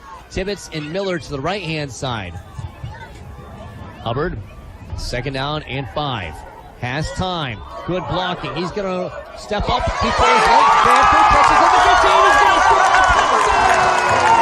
54-yard strike. And Wesley Hubbard is in the record books as well. He ties Tom Jenkins' 1990 season total with 15 touchdowns. Last week he broke it. He continues to add to that record. He's unbelievable. He did a good job. He pulled that ball down, so the linebackers and the safeties froze. They started running towards him, and if it's a run, Benny leaks out over the top, and Wesley just sets his feet right at the last minute, pops it over the top, and Benny walks into the end zone. Benny Ramker with the catch, 54 yards. Yeah, when Hubbard stepped up, everybody lost. Benny, and the Jet goes for 6. The extra point is up and good, 24-10. Go Hawks on the K-Way Sports Network. CUSB Bank, CUSB Bank, because business owners want to save money too, our Simply Free Business Checking account comes with 1,000 free items, no minimum balance, and free ACH services, including direct deposit and ACH billing. How does your business checking measure up? Stop in today and get started saving. CUSB, Equal Housing Lender, member FDIC. CUSB Bank, CUSB Bank, because... Good luck, Go Hawks, from Johnston Financial Services. Johnston Financial Services at 116 West Bremer Avenue in Waverly. Call them at 352-5938. Securities offered through First Heartland Capital Incorporated, member FINRA SIPC. Johnston Financial Services, LLC, is not affiliated with First Heartland Capital Incorporated. When it comes to investing, start with Johnston Financial Services, LLC.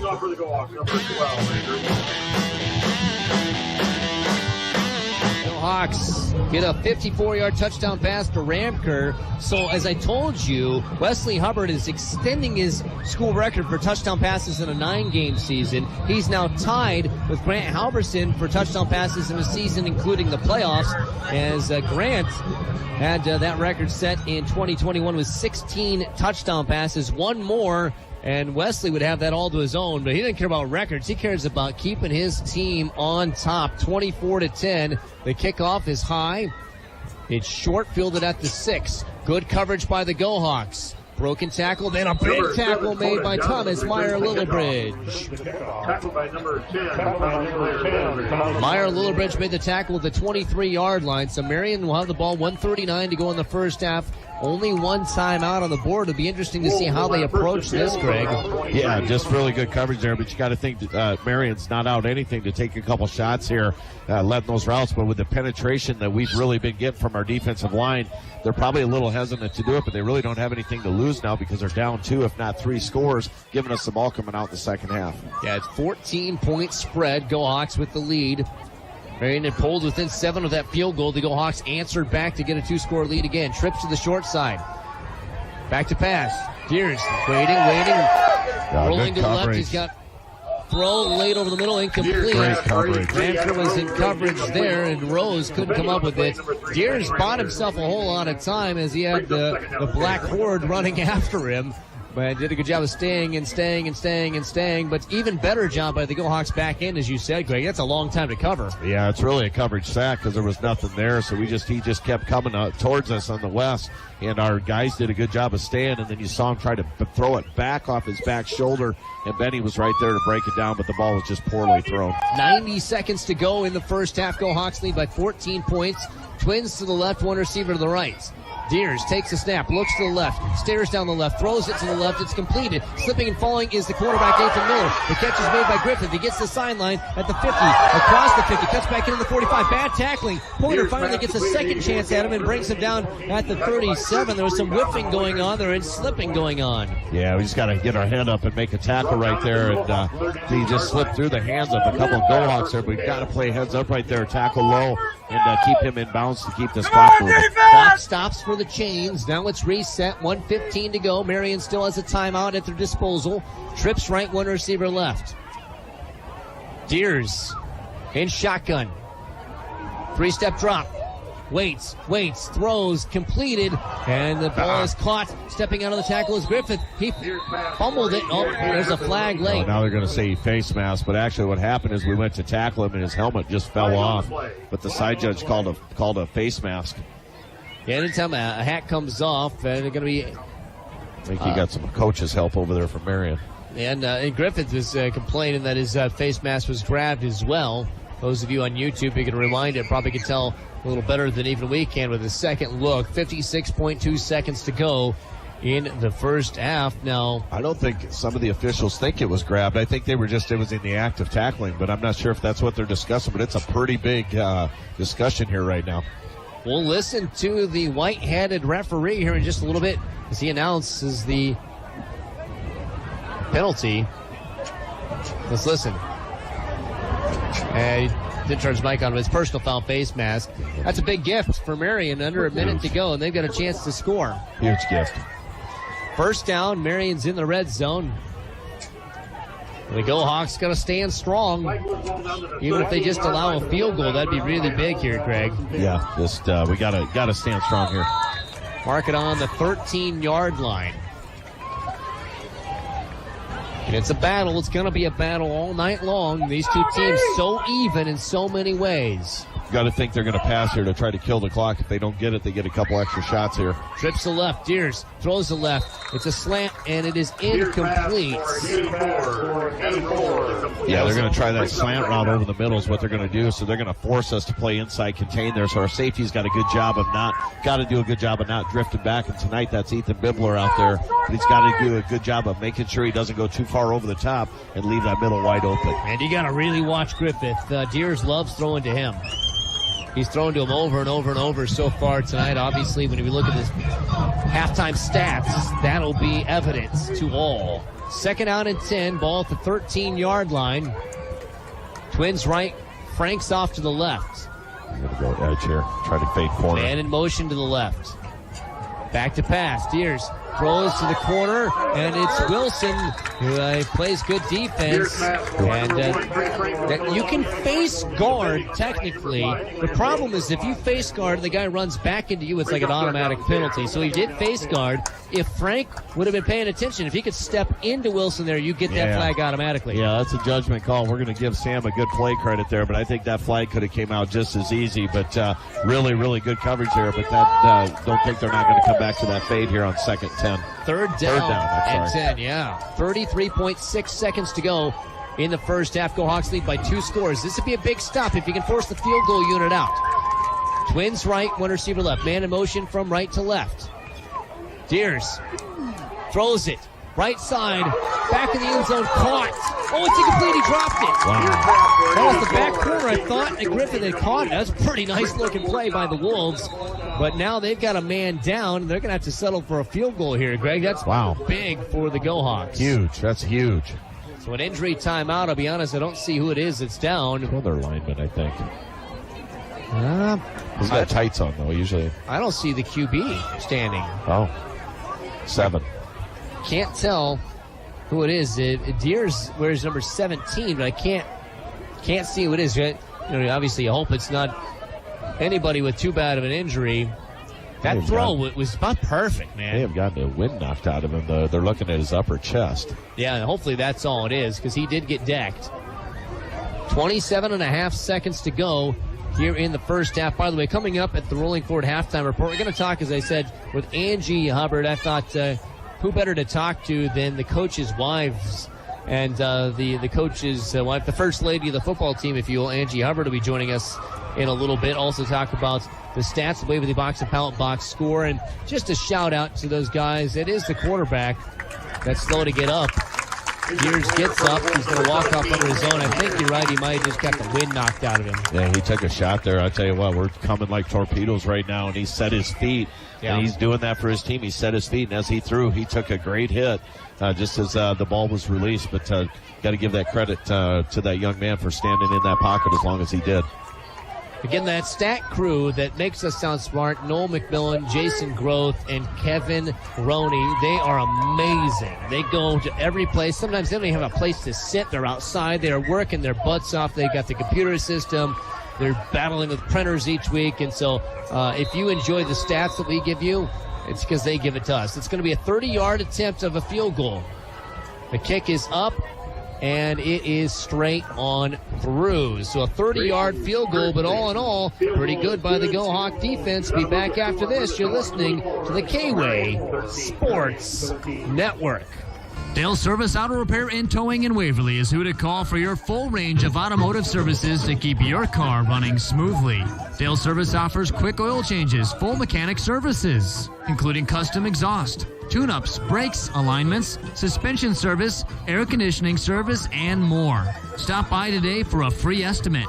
Dale Service also has 24-hour towing and 24/7 roadside assistance. Call 230-3081 in case of emergency. For exceptional auto repair in Waverly, give Dale Service Auto Repair and Towing a call today. Hello, Waverly. My name is Mark Anderson, and I am a candidate for mayor. I have recently retired, but still have lots of energy and enthusiasm and a great love for the city of ours. I have decades of leadership experience, communication, organization, consensus building, and getting things done are what I do. I would very much appreciate your vote on November 7th. But no matter who you support, please make sure to vote. Thank you to our athletes and musicians for their hard work this season. Remember, today is a great day to be a Go Hawk.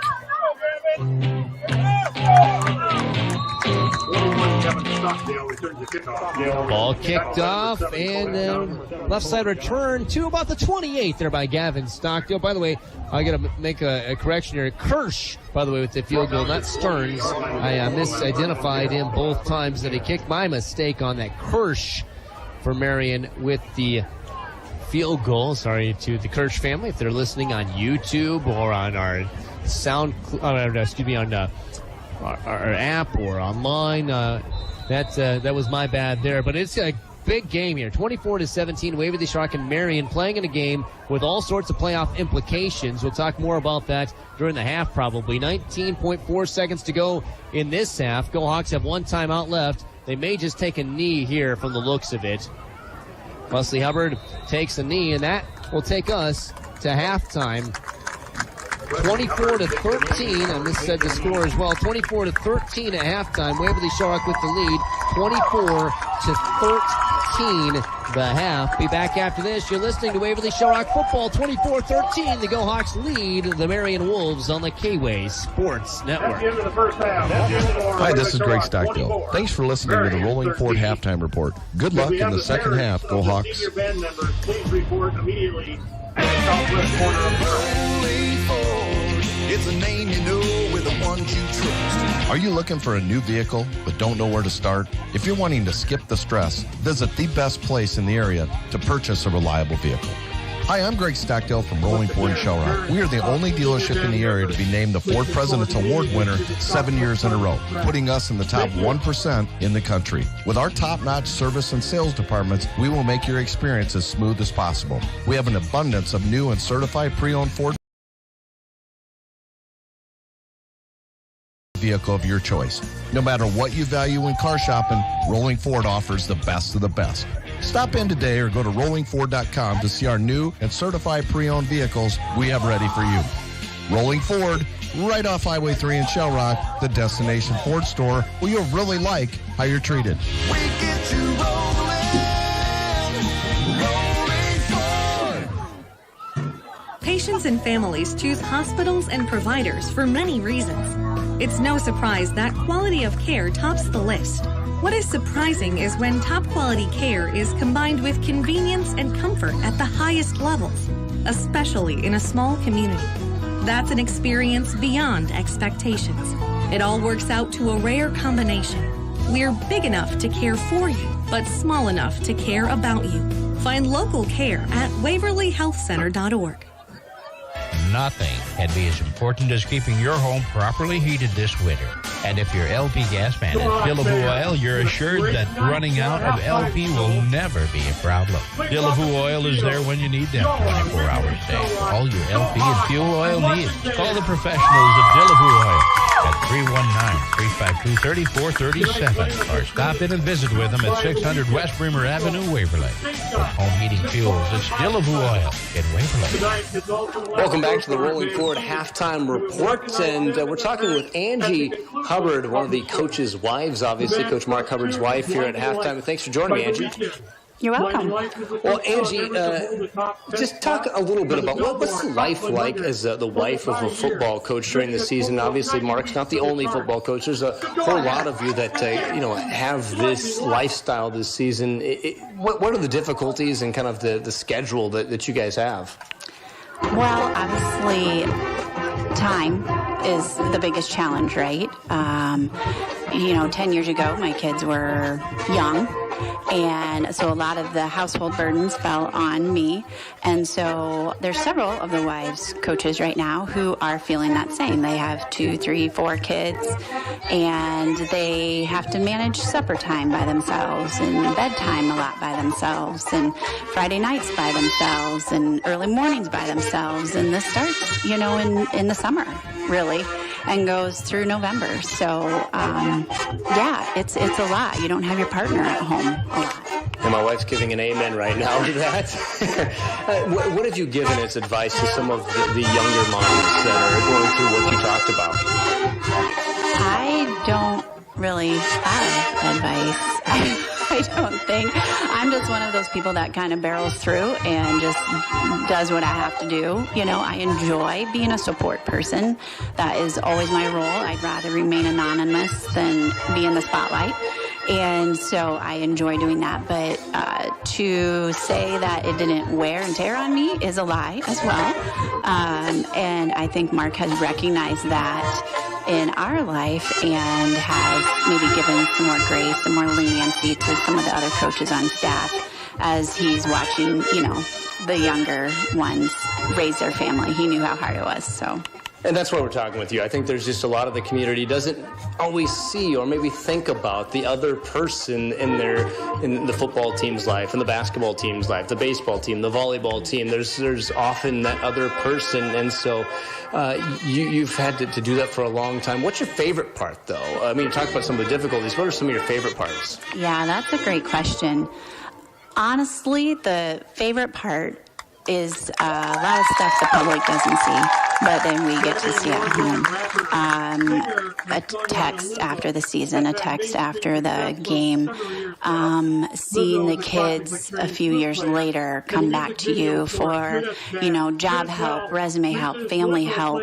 And we even have some of his very first players back when we were at LaPorte City, are now our clients, and we get to stay in touch with them and see how they're doing. And their kids are starting to be old enough to, we're that old, where they're actually understanding, so that is the rewarding part is seeing them grow into life and seeing the kids afterwards. And Mark often talks about that, and all the football guys do. They talk about it's more than just X's and O's, winning and losing. Do you let yourself and maybe encourage some of the other moms and wives to take some credit for that? I never thought about it that way, but they should. They absolutely should, because they lend their time behind the scenes so their husbands can go do, or their partners can go do that work, and so they should take some credit. We're talking with Angie Hubbard, wife of Coach Mark Hubbard. This is Rolling Forward Halftime Report, and this year is even more different. You've had a lot of years as the coach's wife. The quarterback's mom, though, is a little bit different there. What's that like for you to be not just wife, but mom? That was a strange revelation this year, and one that I'm still even struggling to get used to a little bit. For 22 years, I've been on the sidelines. I've been able to cheer, but it's always been somebody else's kid. And when you have this little boy, and he came out with just these, barreling shoulders, and he just looked like a little man. I have brothers, Mark has brothers, and the majority of them were big, strong linemen. And so you imagine your son coming out being a lineman, to be honest. That was our vision. And God always upends every plan that you have and puts him in the role of quarterback. And I would have, and he's embraced it. He loves it. He's good at it.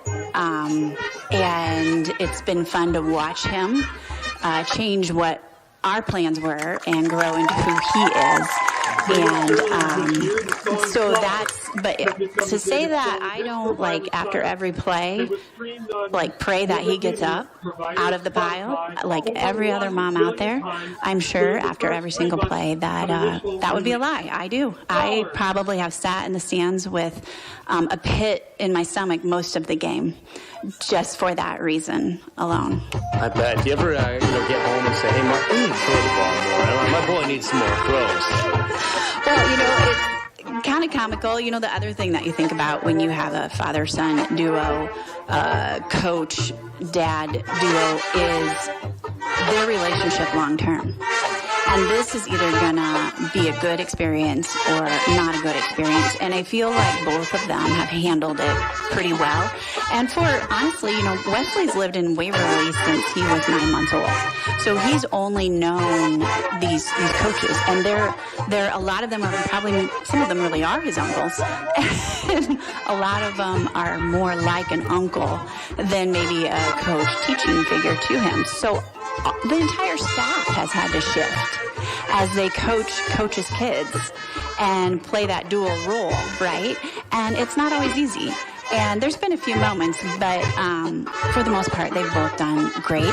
It's fun to hear them banter at home sometimes about, every once in a while, Wesley puts in his 2 cents on what the first play should be. And I think Mark has actually listened to him a few times, and sometimes he doesn't.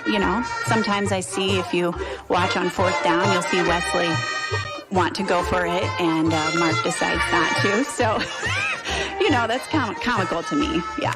And before I let you go, this has been one of the toughest schedules anybody's ever seen. It's not been without challenge. Have you kind of been comforter in chief at home? I mean, because you've got 2, a man and a young man that need encouragement. Yeah,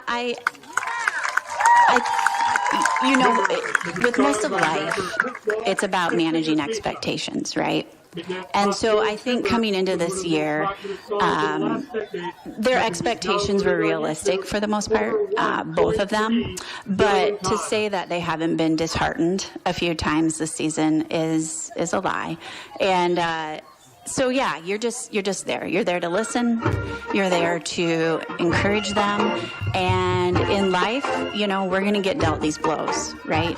We have in our life, Mark and I, and Wesley will continue. And you just kind of have to pick up the pieces and move on to what their literal motto is, next play, and keep going. But that doesn't mean we don't sit and be sad for a little bit or be happy for a little bit and then move on. But yeah.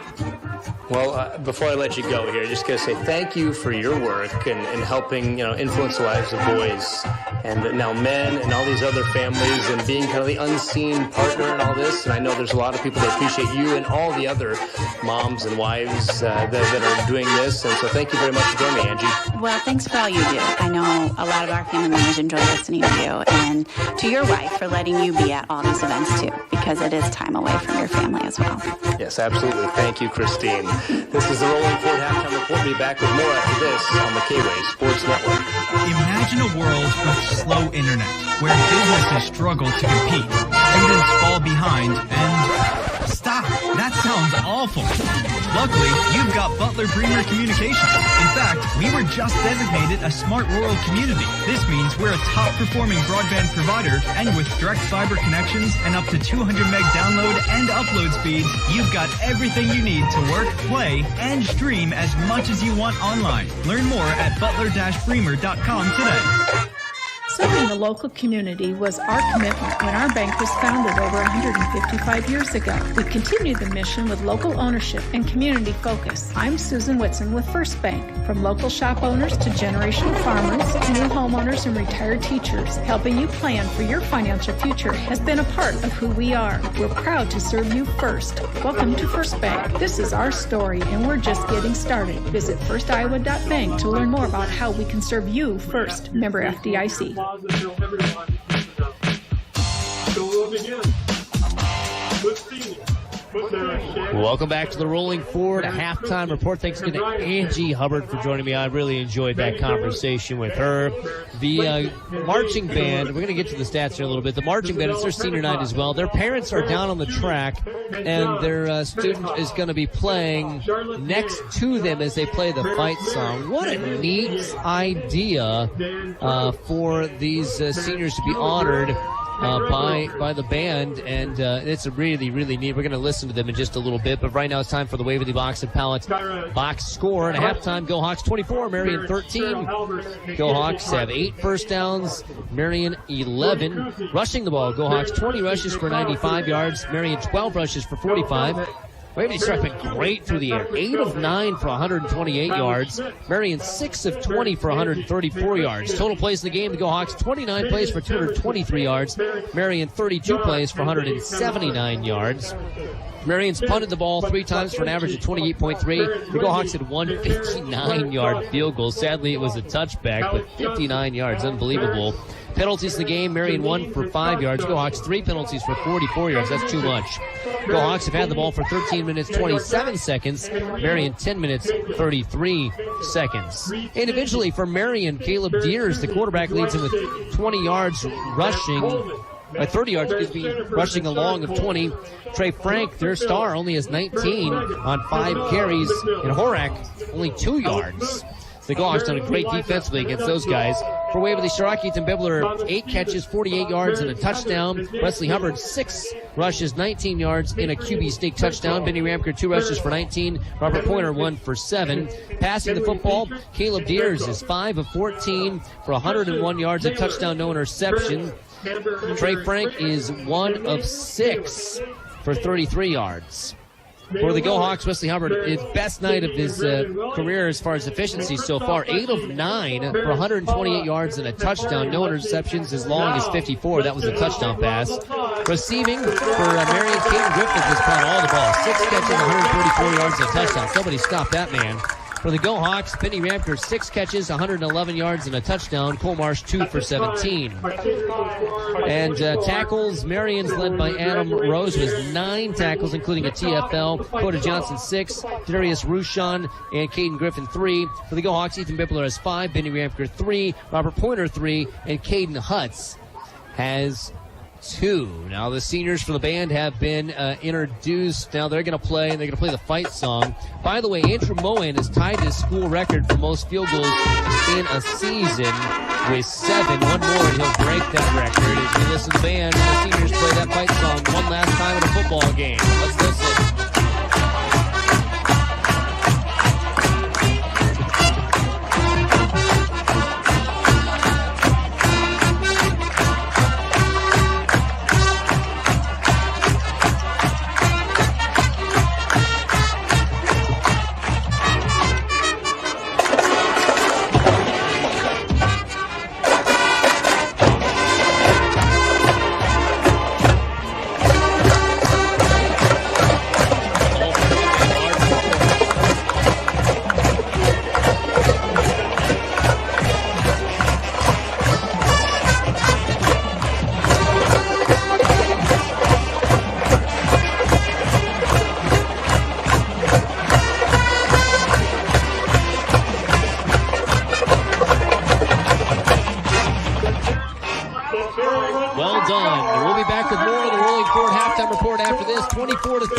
14. Waverly-Shell with the lead.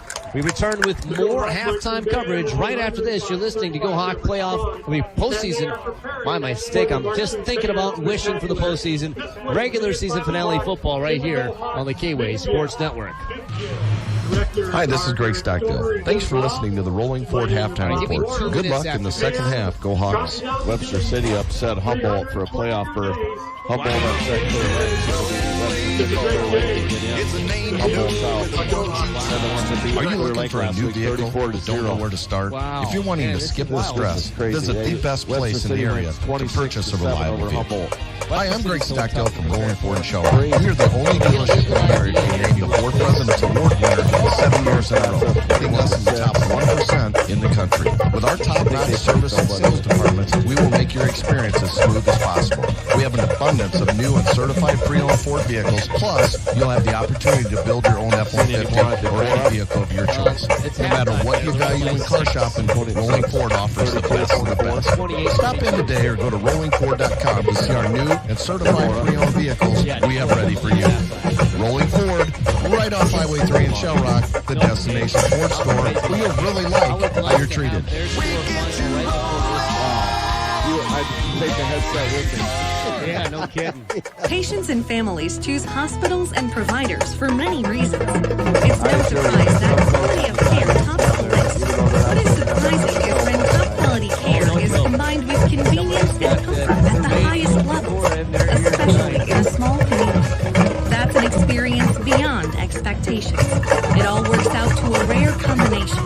We're big enough to care for you, but small enough to care about you. Find local care at waverlyhealthcenter.org. Nothing can be as important as keeping your home properly heated this winter. And if your LP gas man is Dillaboo Oil, you're assured that running out of LP will never be a problem. Dillaboo Oil is there when you need fuel oil needs. Call the professionals at Dillaboo Oil at 319-352-3437 or stop in and visit with them at 600 West Bremer Avenue, Waverly. Home heating fuels, it's Dillaboo Oil. This Sunday, the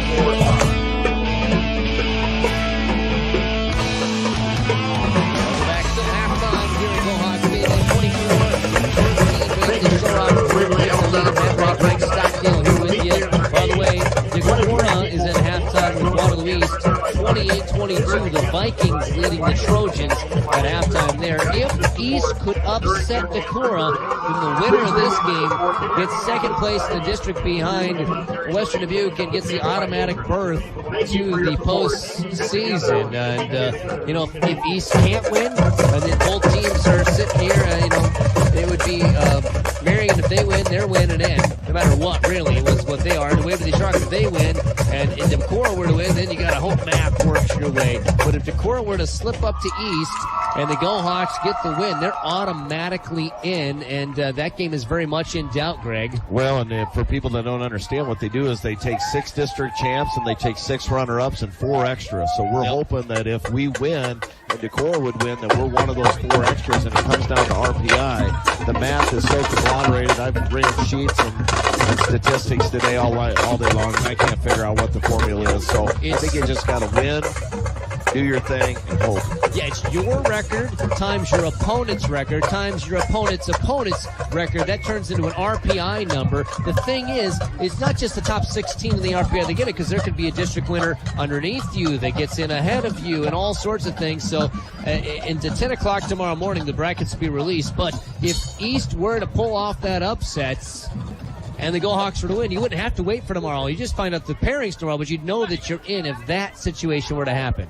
Well, again, we just got to play our second half of football. We all know what happened here last year in the last game of the season against North Sky. We all know what happened against Decorah.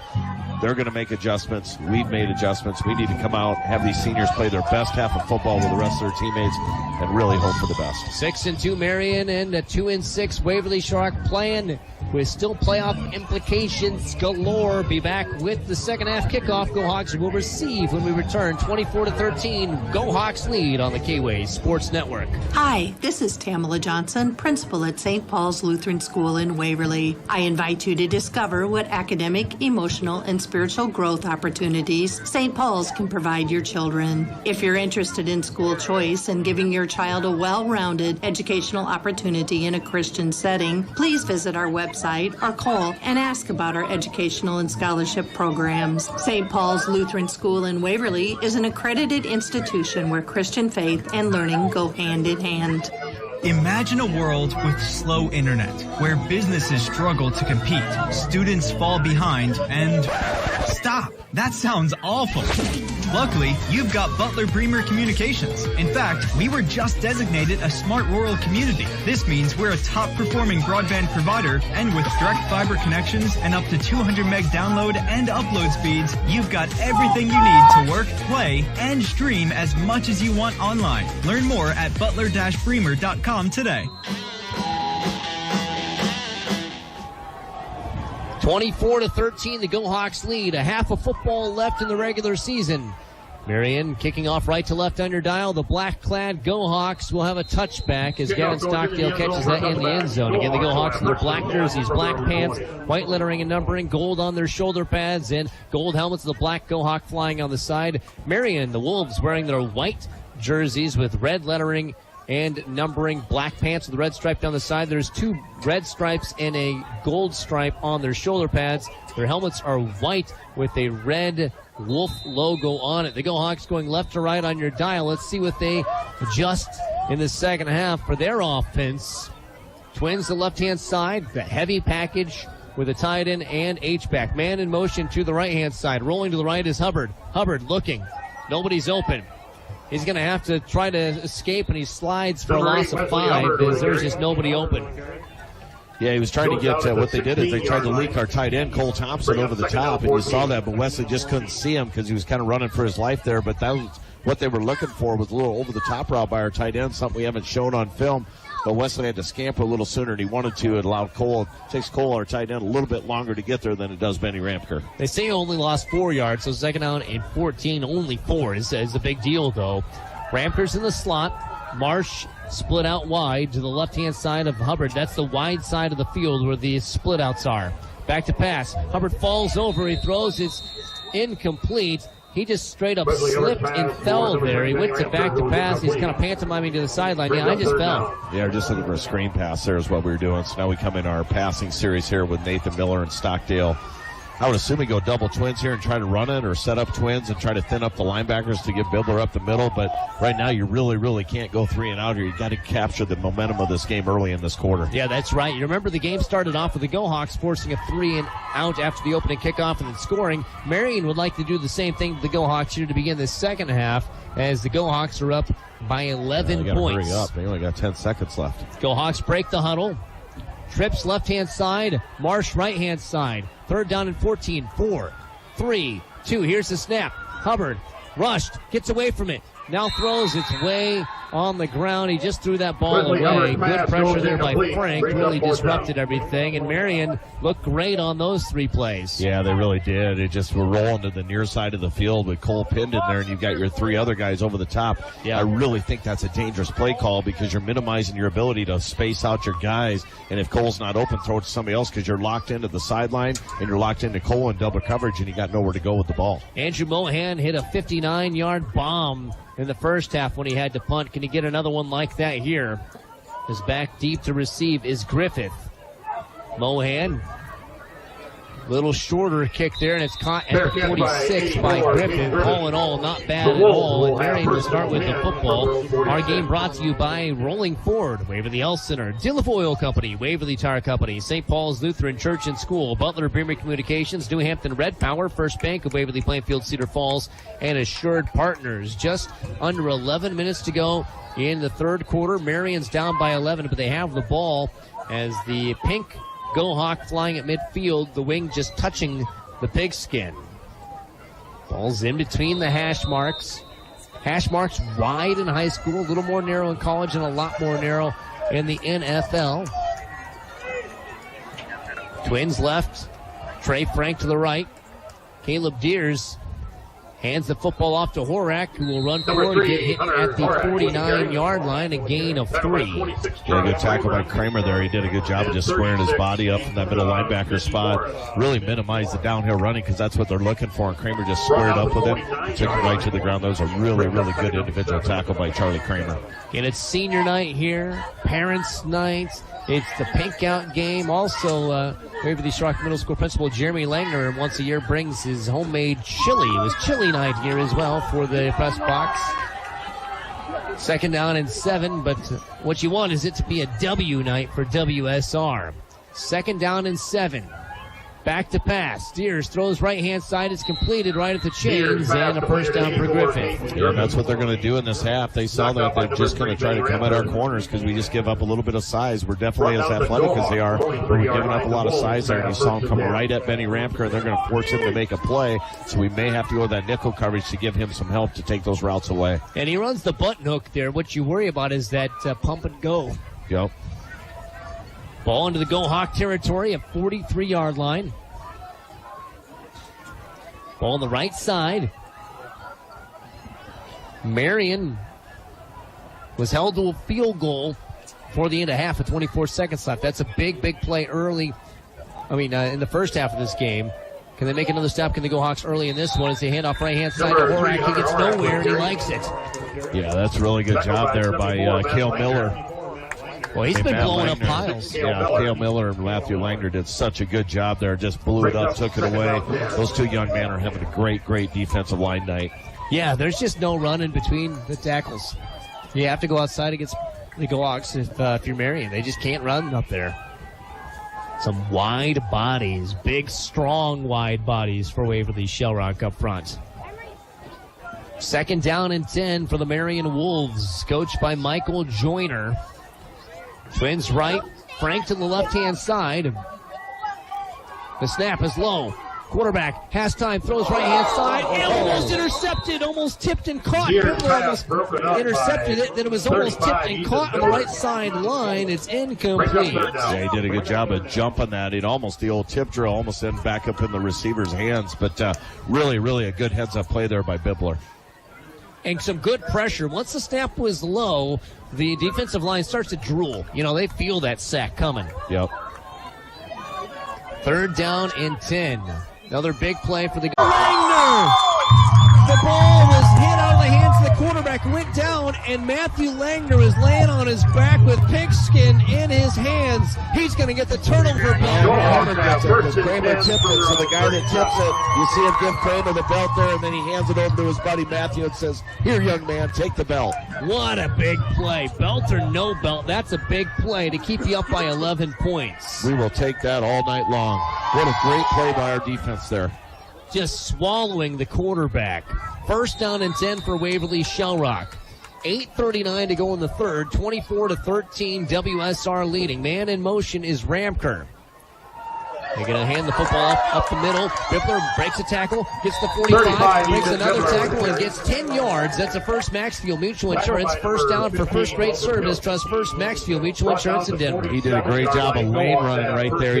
He's so good. He just slides to the side, and he's able to tiptoe his way through there sideways, squares his body back up, and picks up that nearly first down on a second one here. But what a great running by Ethan Bittler right there. Xander Wiedemeyer in there for some extra bulk as well, alongside Thompson at the tight end position for Waverly-Shell. Marsh and Ramker are split out.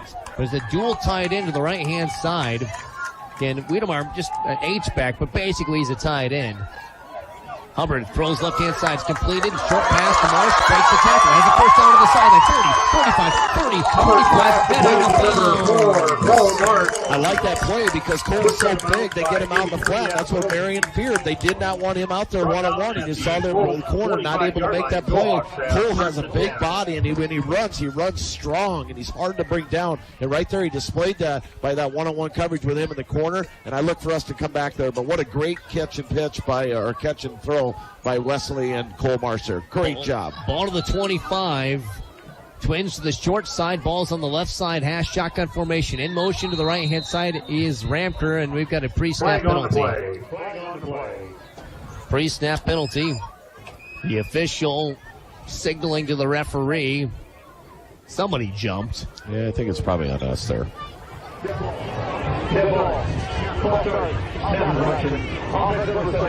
Snap infraction on the center.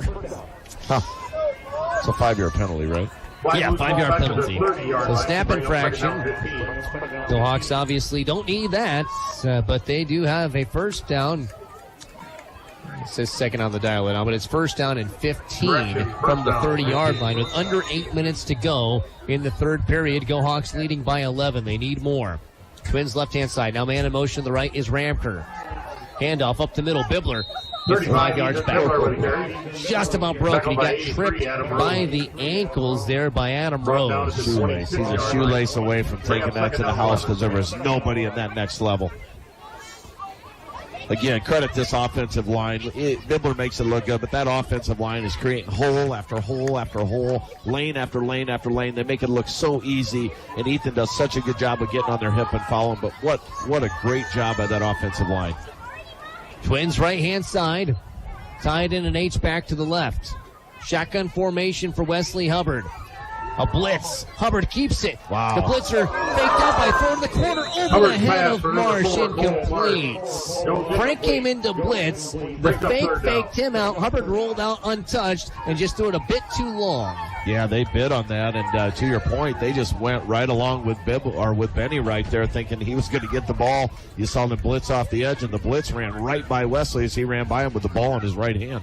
So third down and 10.5, we'll say.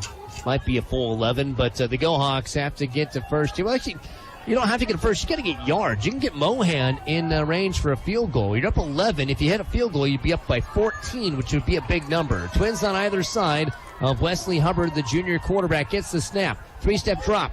Has time. Throws left-hand side looking for Marsh. It's overthrown. Incomplete. Now Mohan wants to kick a field goal here. They're going to let him. Boy, this is going to be a long one, Greg. Yeah, but I like it. I like the idea of it. He's confident right now. He's given us a reason to rely on him. And, he's saying, hey, Coach, put it on my shoulders. Let me put it through. This is going to be an easy kick for him. It'll be about a 40... I mean a middle easy kick. It's not on the hash. That's what I meant by that. Yeah, it'll be a 43-yarder from where they've got it spotted. So 43-yarder. Go Hawks run Braden Wilker on late. You got plenty of time, though. 43-yard attempt from the left side. Andrew Mohan to kick. His kick is up. It is long enough, and it is... No good. No good. Wide right. Just wide right. Just barely missed it. And we'll stay with the score 24-13. Go Hawks with 7:01 to go in the third quarter. Our game brought to you in part by the Scoop Fleet and Supply, Jerry Rolling Motors, Newey's Moto and Waverly, First Maxfield Mutual Insurance, Barnett Seed Company, Next to New Auto Detailing, Fairbank Food Center, SSPI Solutions Tree Service, Gary's Tire Service, and Denver Insurance. Most teams aren't shocked when they missed a 43-yard field goal. You're surprised when Andrew does it, though. Yeah, he's got a great foot there. I think he just got too much underneath it and chipped it a little higher than he really wanted to. And the thing about missing that field goal is when you miss it from that distance, it becomes a touchback and you get up to 20. So there's nothing to be gained by punting. Right. So it was really a heads-up play. Yeah, it was really a free kick is what it ends up being. 3 wide receivers for Marion.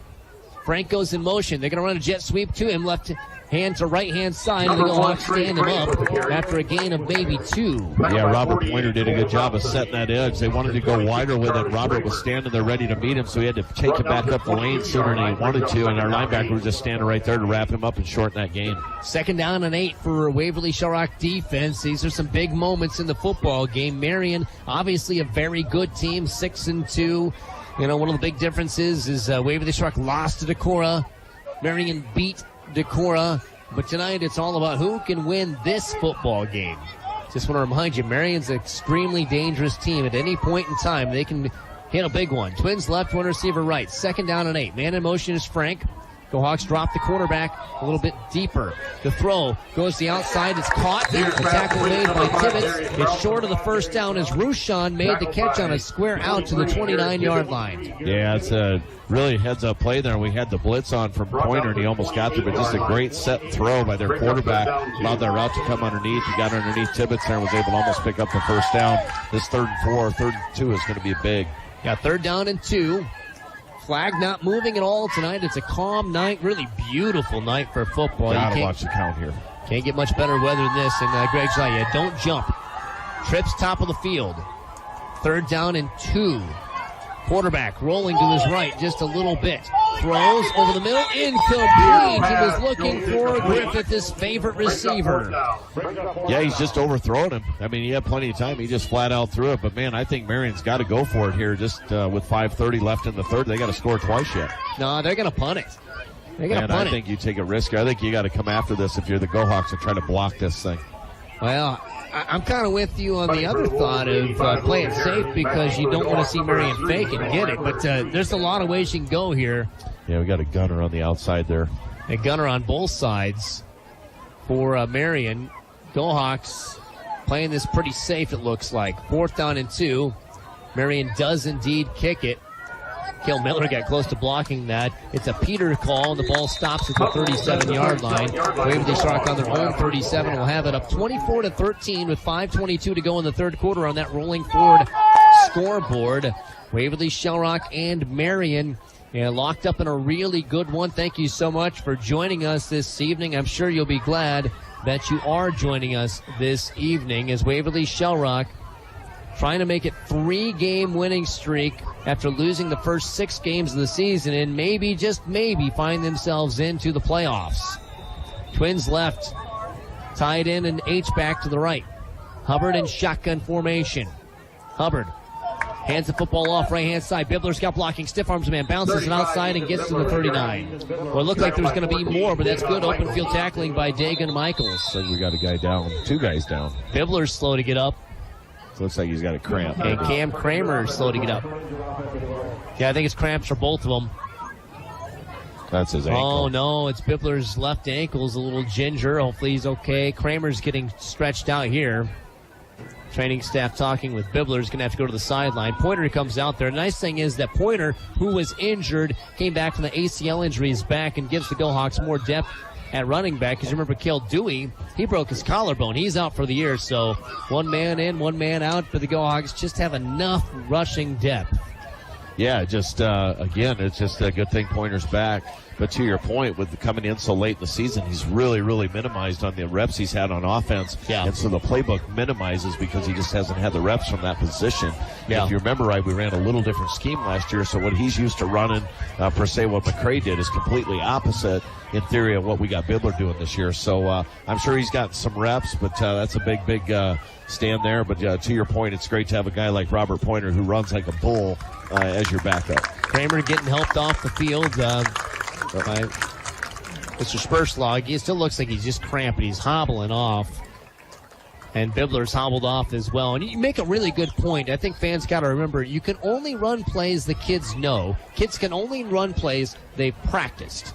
Well, and to be consistent, you can run them, but if Bob's not or Robert's not used to that play and it's unfamiliar, that's when you start seeing fumbles because they're trying to think about what they're supposed to do rather than just running the play. And that's why when offenses click, it's because everybody's clicking and understanding and they're not thinking they're playing. Yeah, it's not a video game. You don't just hit R1, choose the play, and everybody knows it. 2nd down and 8. Twins left, tight end H back to the right-hand side. Wesley Hubbard barking out the signals. Fakes the jet sweep, keeps it himself up the middle. He's got a few yards to about the 44-yard line. Then again, they're biting on that. Wesley tucks it down, and he's just gotten better each week with tucking that ball down, sneaking up the middle. Just a really good job there to bring up a 3rd and short here. 3rd down and 4. Lights on, clear skies, no wind, pink out nights, big crowd, meaningful football game, just what you want in Week 9. Big play here for both teams. Ramker and Marsh split out to the left. Wiedemeyer on one side, Marsh on the other, so they balance that look. 3rd down and 4. Hubbard rolls to the left, throws to the left, completes it to Marsh right at the stick. He reaches it across the line again. He's got it. He's got it. He reached it across, knowing where the stick was. Smart play by a senior. He did a good job. That's the same route he ran a bit ago in the first half. He does a good job. He knows where he's got to get to the stick. He runs a little go route. He jukes. He turns around right at the stick, turns around, and to your point, reaches those long arms out, lets his forward momentum carry him to pick up that first down. It's hard to imagine he wasn't that position last year. He grew up a lot, had to learn a whole lot. Boy, Iowa's down 3 tight ends. They could use him today. First down and 10 for Waverly-Shell. Run right-hand side corner. Breaks the tackle. 50, 45, 1 yards. Holy cow, Bob Pointer with a vicious run. He absolutely just destroyed that safety. He ran him over and then laid on top of him. Holy cow, what a pit bull run by Robert Pointer. Robert Pointer, another senior, making a big play on First Maxfield Mutual Insurance. First down and 10 all the way to the 41 of Marion with 3.5 minutes to go in the third quarter. The Go Hawks lead by 11 points. Twins left.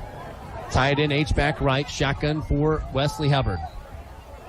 Handoff, right-hand side, Bob Pointer breaks off one tackle, gets to the 35, and gains 6 yards. He just has guys bouncing off him. Bibler's that guy that's a home run threat. Bob's the type that makes linebackers wonder whether or not they want to tackle. Well, you see him jumping on Xander Wiedemeyer. He wasn't able out there. He came off his block, and Bob about ran him over, and you could see him telling Xander, hey, get going, latch onto the guy, and he darn near ran Xander over. He was running that ball so hard.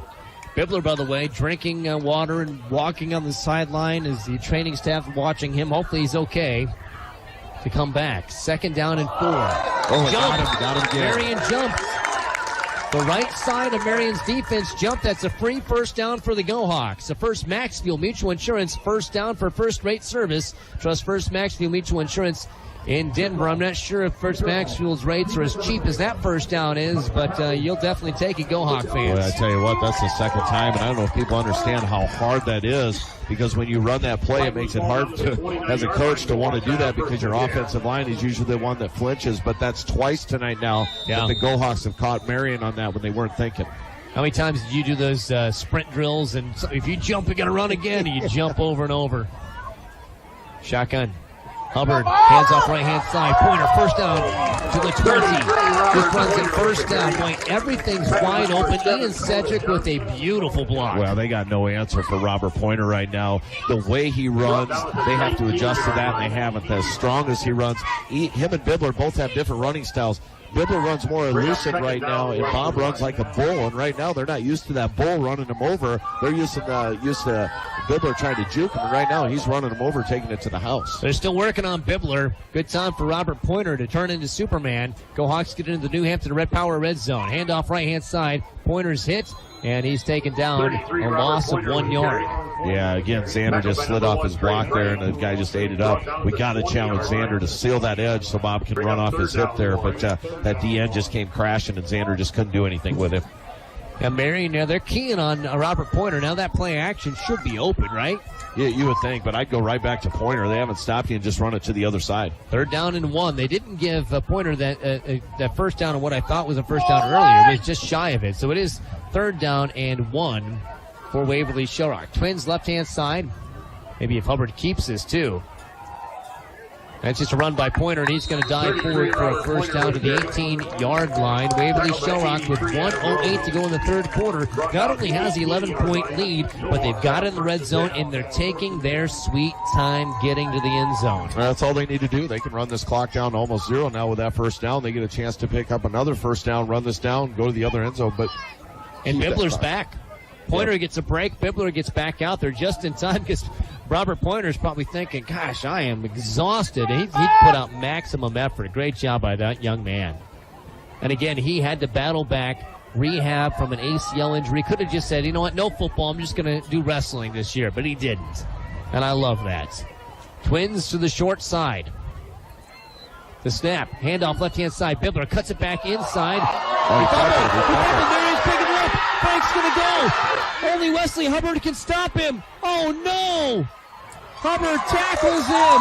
What a play by Wesley to tackle him at the 21, but the Go Hawks were looking at a score and then a fumble as a banged-up Bibbler dropped it. Wesley Hubbard saved the day for now, though. Yeah, he just got spun around there, and as he was spinning, they reached in and ripped that ball out, and the ball player got on the ground, and they almost took it back to the house, but not the play we needed in that circumstance.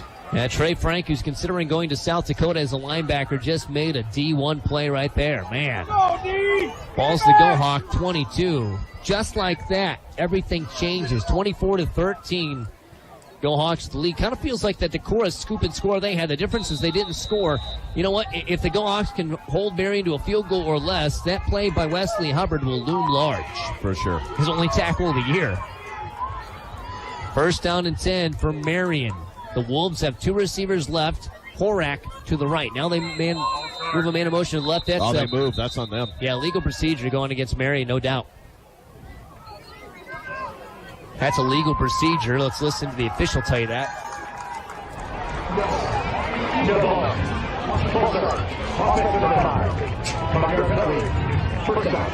Yeah, so they called Rushan for jumping on that one, and it's second down and first down and 15 is what it should be here. So a false start, a dead ball penalty. Go Hawks needed that one badly.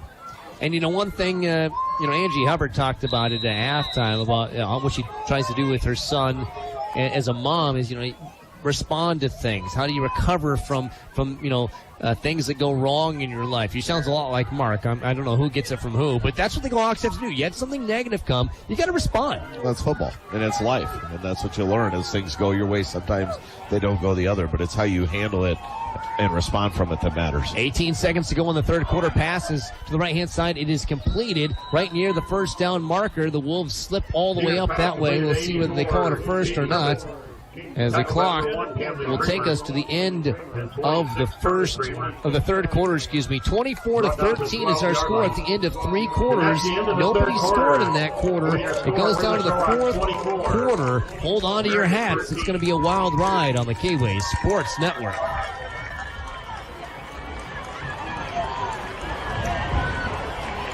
Be back after this on the K-Way Sports Network.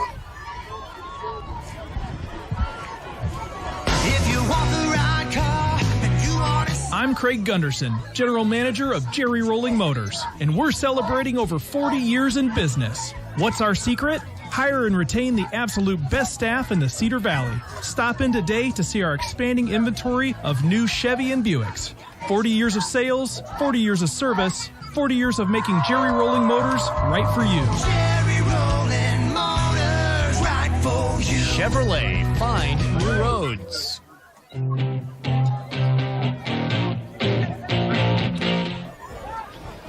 Well, 3 quarters of football are in the books, and we still don't know what's going to happen at the end of this one. 24-13, the Go Hawks lead.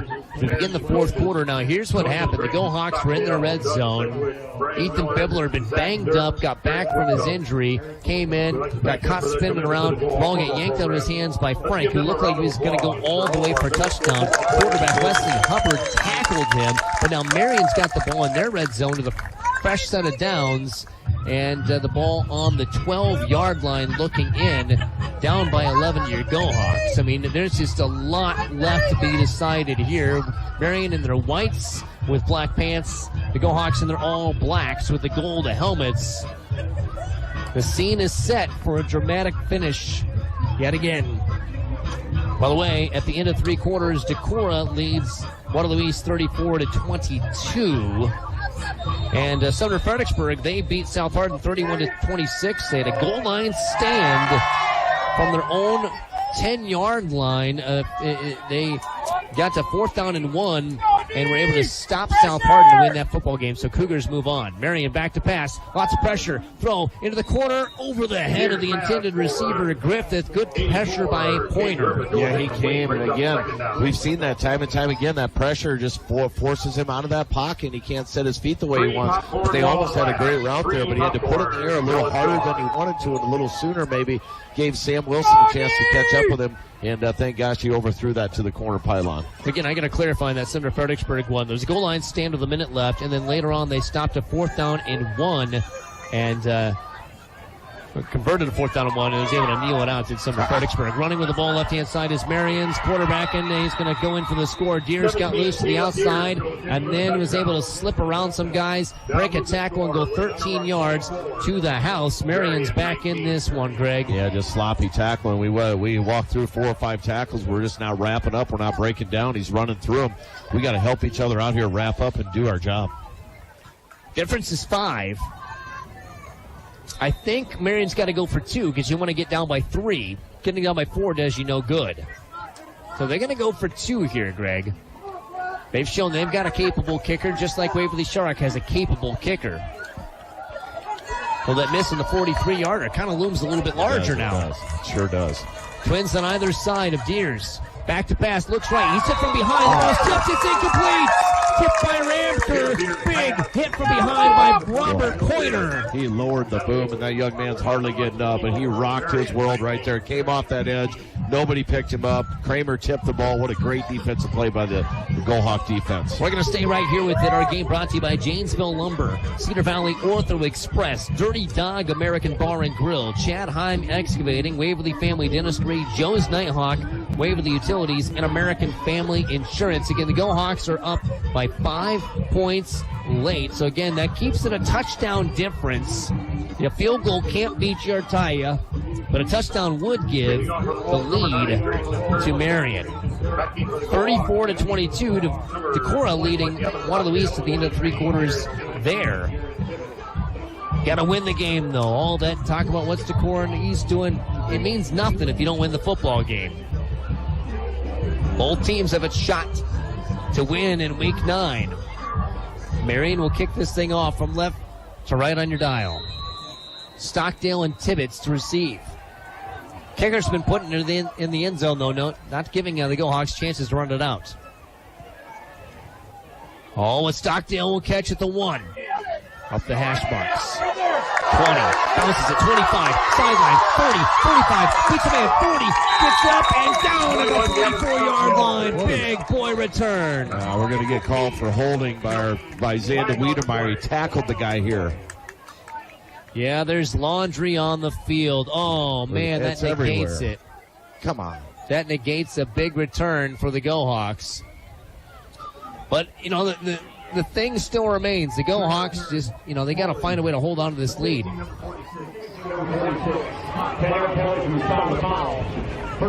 All the signaling on Charlie Kramer. I think they 46. Yeah. So again, that's Wiedemeyer, the junior. Ball's down to the 23-yard. It's not bad starting field position, but it negates the great starting field position the Gohawks had. With 11:38 to go in the football game, Gohawks 24, Wolves 19 on the rolling forward scoreboard. This crowd's tense. Trips right, 1 receiver left. Interesting package to start out of the gate with by Coach Hubbard's squad.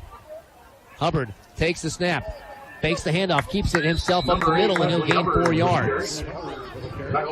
Yeah, just a delayed handoff or delayed draw there. Wesley waits and just goes up the front there. And again, this clock winds, but we just got to take a lot of pressure off this clock right now and a lot of time. We got to have a long, sustaining drive here. We got to keep picking up first down to keep the ball out of the hands of this powerful Marion offense. And even more than having a long drive, you got to finish with a touchdown and give yourself a chance. Even a field goal puts you up by 8 with a touchdown 2-point conversion, but score some way, somehow on this drive, Gohawks. Trips right, 1 receiver left. 2nd down and 6.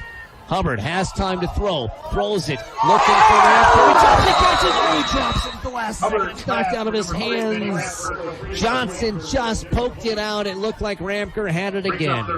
Yeah, he just poked it out. Just really tried to go up and get it. And just great play by that Marion defender. Ramker had over 111 yards and a touchdown in the first half, but he's been pretty quiet here in the second half because Marion's keyed on him. And that one is just a good individual effort by Johnson, the senior, knocking it out of Ramker, the senior's hands. 3rd down and 6. Big play in the football game. Momentum could swing to the Marion side in a hurry if the Gohawks don't convert. Trips right, 1 receiver left is Marsh. Hubbard rolls to the right. Throws, in between guys. I don't know if he was going to Nathan Miller or Ramker, but it went in between both of them. It's incomplete, and the Gohawks are going to have to punt. Yeah, that was an ugly series right there. Boy, if Ramker comes down with that, though, it feels a whole lot different. I'm not faulting him, but if he could have come up with that catch, boy, this changes everything. Hey, you only take a minute off the clock on 3 downs, so that's the thing that kills you when you try to throw the ball like that. Oh, boy. And you're running the ball without them stopping you right now. We got to be averaging 6-7 yards a carry. Mohan needed like the Iowa Hawkeyes use Taylor. High kick away from the return man. It does not take a Go Hawk bounce. Good job by Xander Wiedemeyer to touch it before it bounces Marion's way. It's down to 41. The 42-yard line. The Wolves will have first and 10. So Wolves have the ball starting on their own 42-yard line. Game brought to you by CUSB Bank, Johnson Financial Services, Dale Service, Crystal Plumbing, Heating and Excavating, Waverly Pizza Ranch, Waverly Box and Pallet, Meyer Pharmacy, Wooden Foot Saloon, and Yoder Construction. Want to remind you, Waverly-Shell Volleyball will play in the regional championship match Tuesday night against Cedar Rapids Xavier in Cedar Rapids. Go on the air at 6:45, first serve at 7 o'clock right here on K-Way Country as the Go Hawks had a thrilling 5-set upset of Charles City last night. Twins right. Man in motion, goes to the left. It's a fake handoff. Quarterback keeper around the outside, and Charlie Kramer's going to scoot the QB out of bounds. Yeah, he almost picks up the first down there. It looks like, no, actually, he stepped out of bounds there. You're right. And I thought he tiptoed up there to almost the first down line marker. Yeah, Charlie Kramer just scared him out a little bit. A gain of 4. Second down and 6. 10 minutes, 33 seconds to go in this football game. It's going to be a long 10:33 for all the fans here, whether they're wearing black and gold or red and yellow.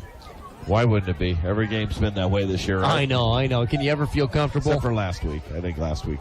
Yeah, last week I in Mason didn't feel City. like the game was ever over at East. I never felt like the game was out of, even when we were up 21. Twins right, one receiver left. Second down and 6. Back to passes. Deers throws to the right. And Tibbetts at the 42. Takes it back to the 40. Tibbetts for the big boy play. Yeah, it's a really nice play there. He got underneath the pass there and just went up to the highest point, grabbed it, pulled it back down, and advanced it up the next way. He stepped in front of the throw to the sideline. Tibbetts stayed in bounds, went up the sideline, got the ball, and said, "Give me that ball." Huge play, Greg. Yeah, it was a huge. Great play. He's just a sophomore, but that is a big, grown-up play. Waverly-Shell Rock football at their own 40-yard line. They cannot have a drive like they had the last time. They've got to get first downs. They've got to get points. Tied in and H back to the left. Twins to the right. Hubbard in shotgun. They'll hand the football off. Up the middle, it's Bibler. Bibler breaks a tackle, gets to the 45. They're trying to pull the ball out of his hands again. He holds on to it. And it's going to be second down and a short 5 to go. And it's really a lot of confidence that the Go Hawks show in Bibler. He fumbled that time, but he's a 1,000-yard back. He's had a phenomenal season, one of the best seasons in Go Hawk history. Only guy who's really done more than him in a season is Haggerty. Yeah, I mean, again, it's credit to their offensive line. They just make those holes, and anytime you can run behind a line like that, you're going to have stats like that. And then you add Ethan's athleticism and his speed and all those other things. It lines up for over a 1,000-yard season, just to your point. Yeah, the record for rushing yards in a 9-game season is 1,269 by McCray Haggerty. Twins right. Handoff left. Goes to Bibler. Bibler gets the edge. Breaks a tackle. 50, 45, 40, sideways. He stays in bounds. 35. Oh, he stepped out. He stepped out at the 36 or 37-yard line. But that's what Bibler does that other guys don't. He can always turn a 1-yard run into a 71-yard run. To your point right there, he's such an elusive runner, does a great job, and just displayed that athleticism we were talking about right there. First Maxfield Mutual Insurance, first down for first-rate service. Trust First Maxfield Mutual Insurance in Denver. The ball's placed at the Marion 42-yard line. Gavin Stockdale runs the play in. So a tight end comes out, a wide receiver comes in. 9 minutes, 38 seconds to go in the football game. Both teams have all 3 timeouts still available to them. Stockdale wide. Ramker slot on the right-hand side. Hubbard, play action, rolls that way. Looking, open was Cam Kramer, didn't see him. He's going to run, though, and Wesley Hubbard gets out of bounds. Cam Kramer slipped up the sideline, but at that time, though, Wesley's decided to run. Yeah, just a couple other routes there. Benny was open on the flat, but we rolled away from their set over there where for some reason we're rolling away from our trips and our quads over there. We just roll away from it, and those guys are wide open, and we just roll into the hash line here. Gain of just 1 by Wesley Hubbard. And 9:29 to go in the football game. The ball's at the 36-yard line of Marion. Ball's at 36-yard line. Waverly-Shell Rock leads by 5 points. Hubbard hands the football off left-hand side. Butler has the first on 25, 20, 15, from the sideline 10, and down at the 8-yard line. There are no flags. The Go Hawks are in the New Hampton Red Power red zone. I wasn't worried about the flag. I saw Brock Seams laying on his face there. I think he was actually looking up watching the play, but I thought something had happened to our center there. But what a great play by Bibble there. Glad to see old the big boy get back up there. I was scared he was laying there for a minute, but I think he was just looking what happened. Yeah, he was down on the ground, and it looked like my daughter doing tummy time right there. Exactly. Ball's to the 9-yard line. Brock quit scaring us like that. Twins to the left-hand side. Tied in an H-back to the right. The Go Hawks, if they punch in a touchdown, change this game dramatically with under 9 minutes to go. Hubbard hands the football off to Bibler. The pile is pushing. It moves a little bit. The iceberg moves to the 6-yard line. Yeah, and again, I like that play call. You just challenge your offensive line, and they've shown all night long they're dominating up front right now. You just chip away, let that clock run. You know you're in chance to score. You take care of the football, and you challenge that offensive line to help you get to the end zone. 2nd down and goal. Ball's at the 6. Marsh has single coverage on him, mind you, on the left-hand side.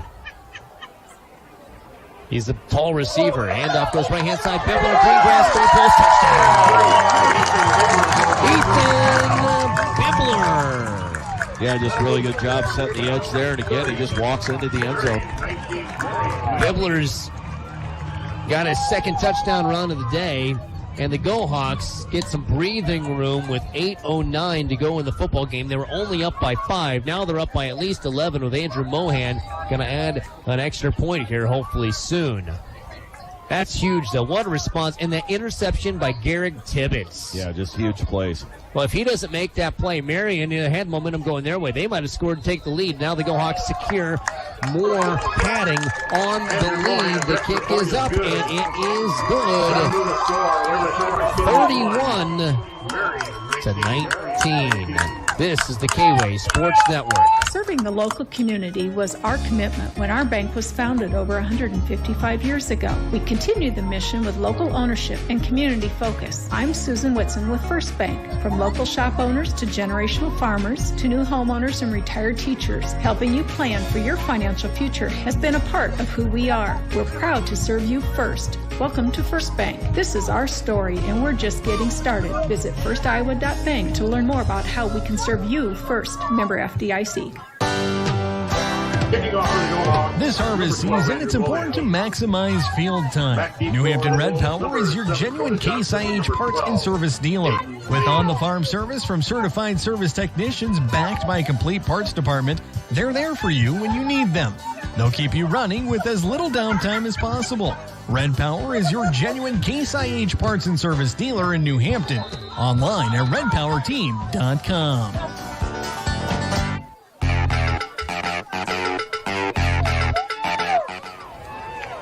What a huge touchdown for the Go Hawks. Bibler got the touchdown, but obviously Tibbetts with the interception. The Go Hawks big plays, and now they lead 31-19, and they kick off to Marion.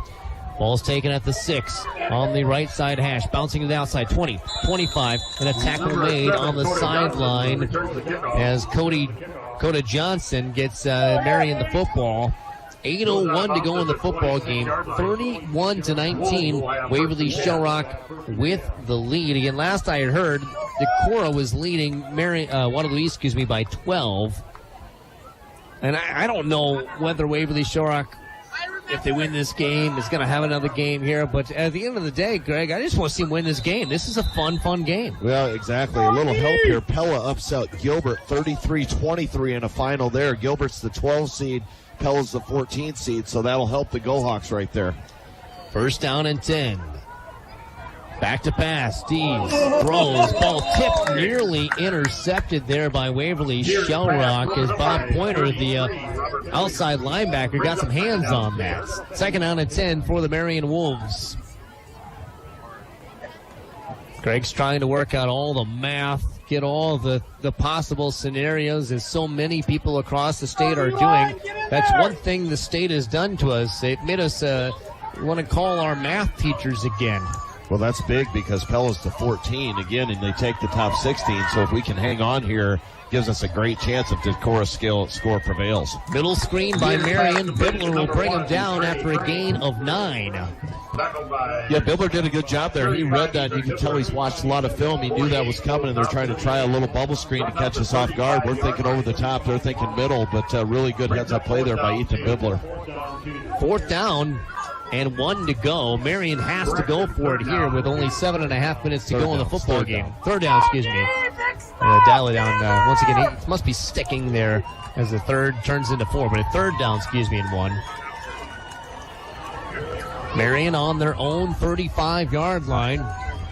Both teams have all their timeouts left. I formation, handoff up the middle.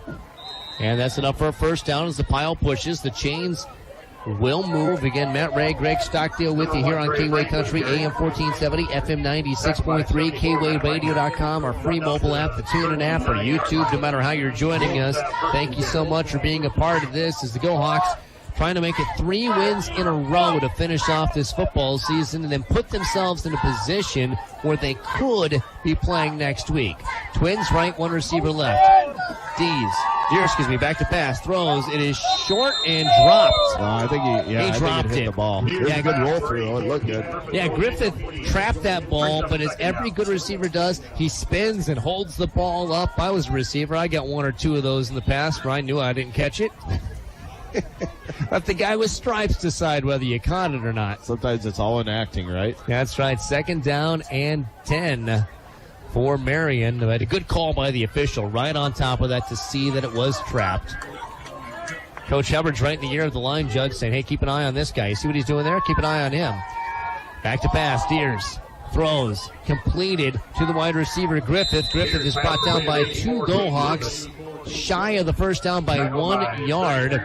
Pointer and Ramker made the tackle. Ramker looks a little worse for the wear as he gets up. He just twisted his knee a little bit, or he's getting up, and Bob's kind of walking him away from the trainers, like, don't go near those guys. They'll take you out. And he looks okay. It looks like maybe he just got the wind knocked out of him a bit. Second or third down? Third down. Third down and short for the Marion Wolves. 2 receivers left. Trey Frank to the right, their best athlete. Back to pass. Deers heaves one high, fly route left side, incomplete. Boy, he has only eyes for Griffith. Man, he looks that guy's way every single time. He does, and he just can't put it in his hands. Every once in a while he'll get it, but a really good route ran there, and he just overthrows him by a mile. And Griffith had 134 yards and a touchdown at halftime, but he was the only guy that caught a pass in the first half. Fourth down now for Marion. They're probably going to go in that I formation and just try to run this, right, Greg? Yeah, I would think they'd have to. I mean, they've got to do something here, and they've got to score big and fast. So, if the Go Hawks start and get the football back, Marion may have to start using timeouts on defense. It's I formation, Twins right. Can they go? Oh, Cale Miller jumped. Yep, they got us. He hit the center, knocked over Urkel, and it was Miller saying, did I do that? Going to be a free 5 yards for Marion. Oh, boy, just couldn't contain the excitement of wanting to stop that one.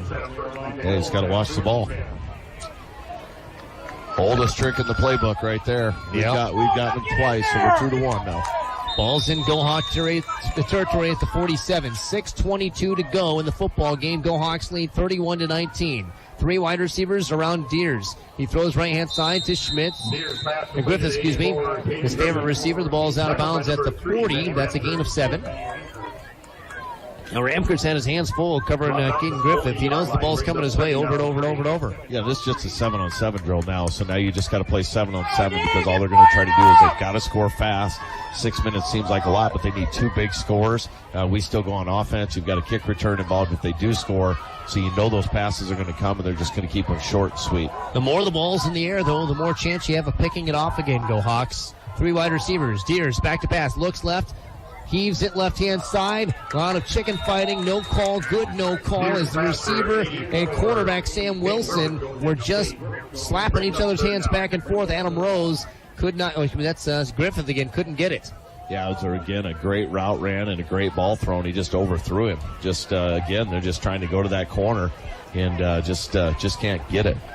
Yeah, the wide receiver and quarter just kind of slapping each other's hands back and forth, but there was no pass interference. I like the no call on that, letting those boys play. Twins right. Going to be an I formation. 3rd down and 3. Handoff, no fake to keeper. QB pushing the pile, and he gets maybe a foot. Huge. Maybe a foot. Good stand up by the Go Hawk defense, and they're back where they were before. And like you always say, Greg, don't jump. Yeah, don't jump. Kill Miller just right there made that play. He did a good job of collapsing that. The trainer came in and cleaned it up. But again, you got to play smart here. You got to watch the ball. And it's the oldest play in the playbook. Get on your feet, Go Hawk fans. Yeah, 5:43 to go. Get on your feet. Make this loud on a 4th down. It's quiet. Kind of surprised how nonchalant everything is right now. Go Hawk students are starting to pump it up. 4th down, back to pass Deers. Penalty. Offsides on them. There's a penalty, motion. Yes. But it's pre-snap, so they get another chance at it. Pre-snap, so they get another chance at it. 5 minutes, 27 seconds left to go in the game. Go Hawks lead 31-19 over Marion on that rolling forward scoreboard. And now it's going to be 4th down and 8 after that 5-yard penalty. The Go Hawk defensive back's got to be ready, and someone's got to get some pressure in Caleb Deer's face. Yeah, you got to think they got to go big here. I mean, this is it for them. They've got to score. They got to get a 1st down, one or the other. You got to be thinking they're thinking score here. Coach Michael Joyner of Marion hoping he calls the perfect play. The Go Hawk defensive staff hoping they've called the perfect play. Trips to the left-hand side, tied in right. Deers back to pass. Throws left-hand side. Incomplete. Hit a flank. Turnover on downs. Go Hawk ball. Yeah, again, that route's there. They just overthrew him. I mean, he's got the underneath there, and if he catches it, more than likely gets the 1st down, but they just misplay the ball and give the Go Hawk the ball back. Go Hawks had the ball on their own 44-yard line. And what you want to do is, if you're Marion, do you call a timeout now, or do you wait to see if the Go Hawks get a 1st down and then call a timeout? I don't think it matters. Somehow you got to stop the clock, and we're more than likely going to run the ball to keep the clock running. And Pointer is in there. I think this is a Pointer set of downs here. You know, a grueling set of downs rather than Ethan Bibler pop one big. So Pointer's the halfback. He's the bull. Twins to the right-hand side, tied in, and H-back to the left-hand side. Shotgun formation, handoff, left-hand side goes to Pointer. Pointer leans forward, dives to the 47.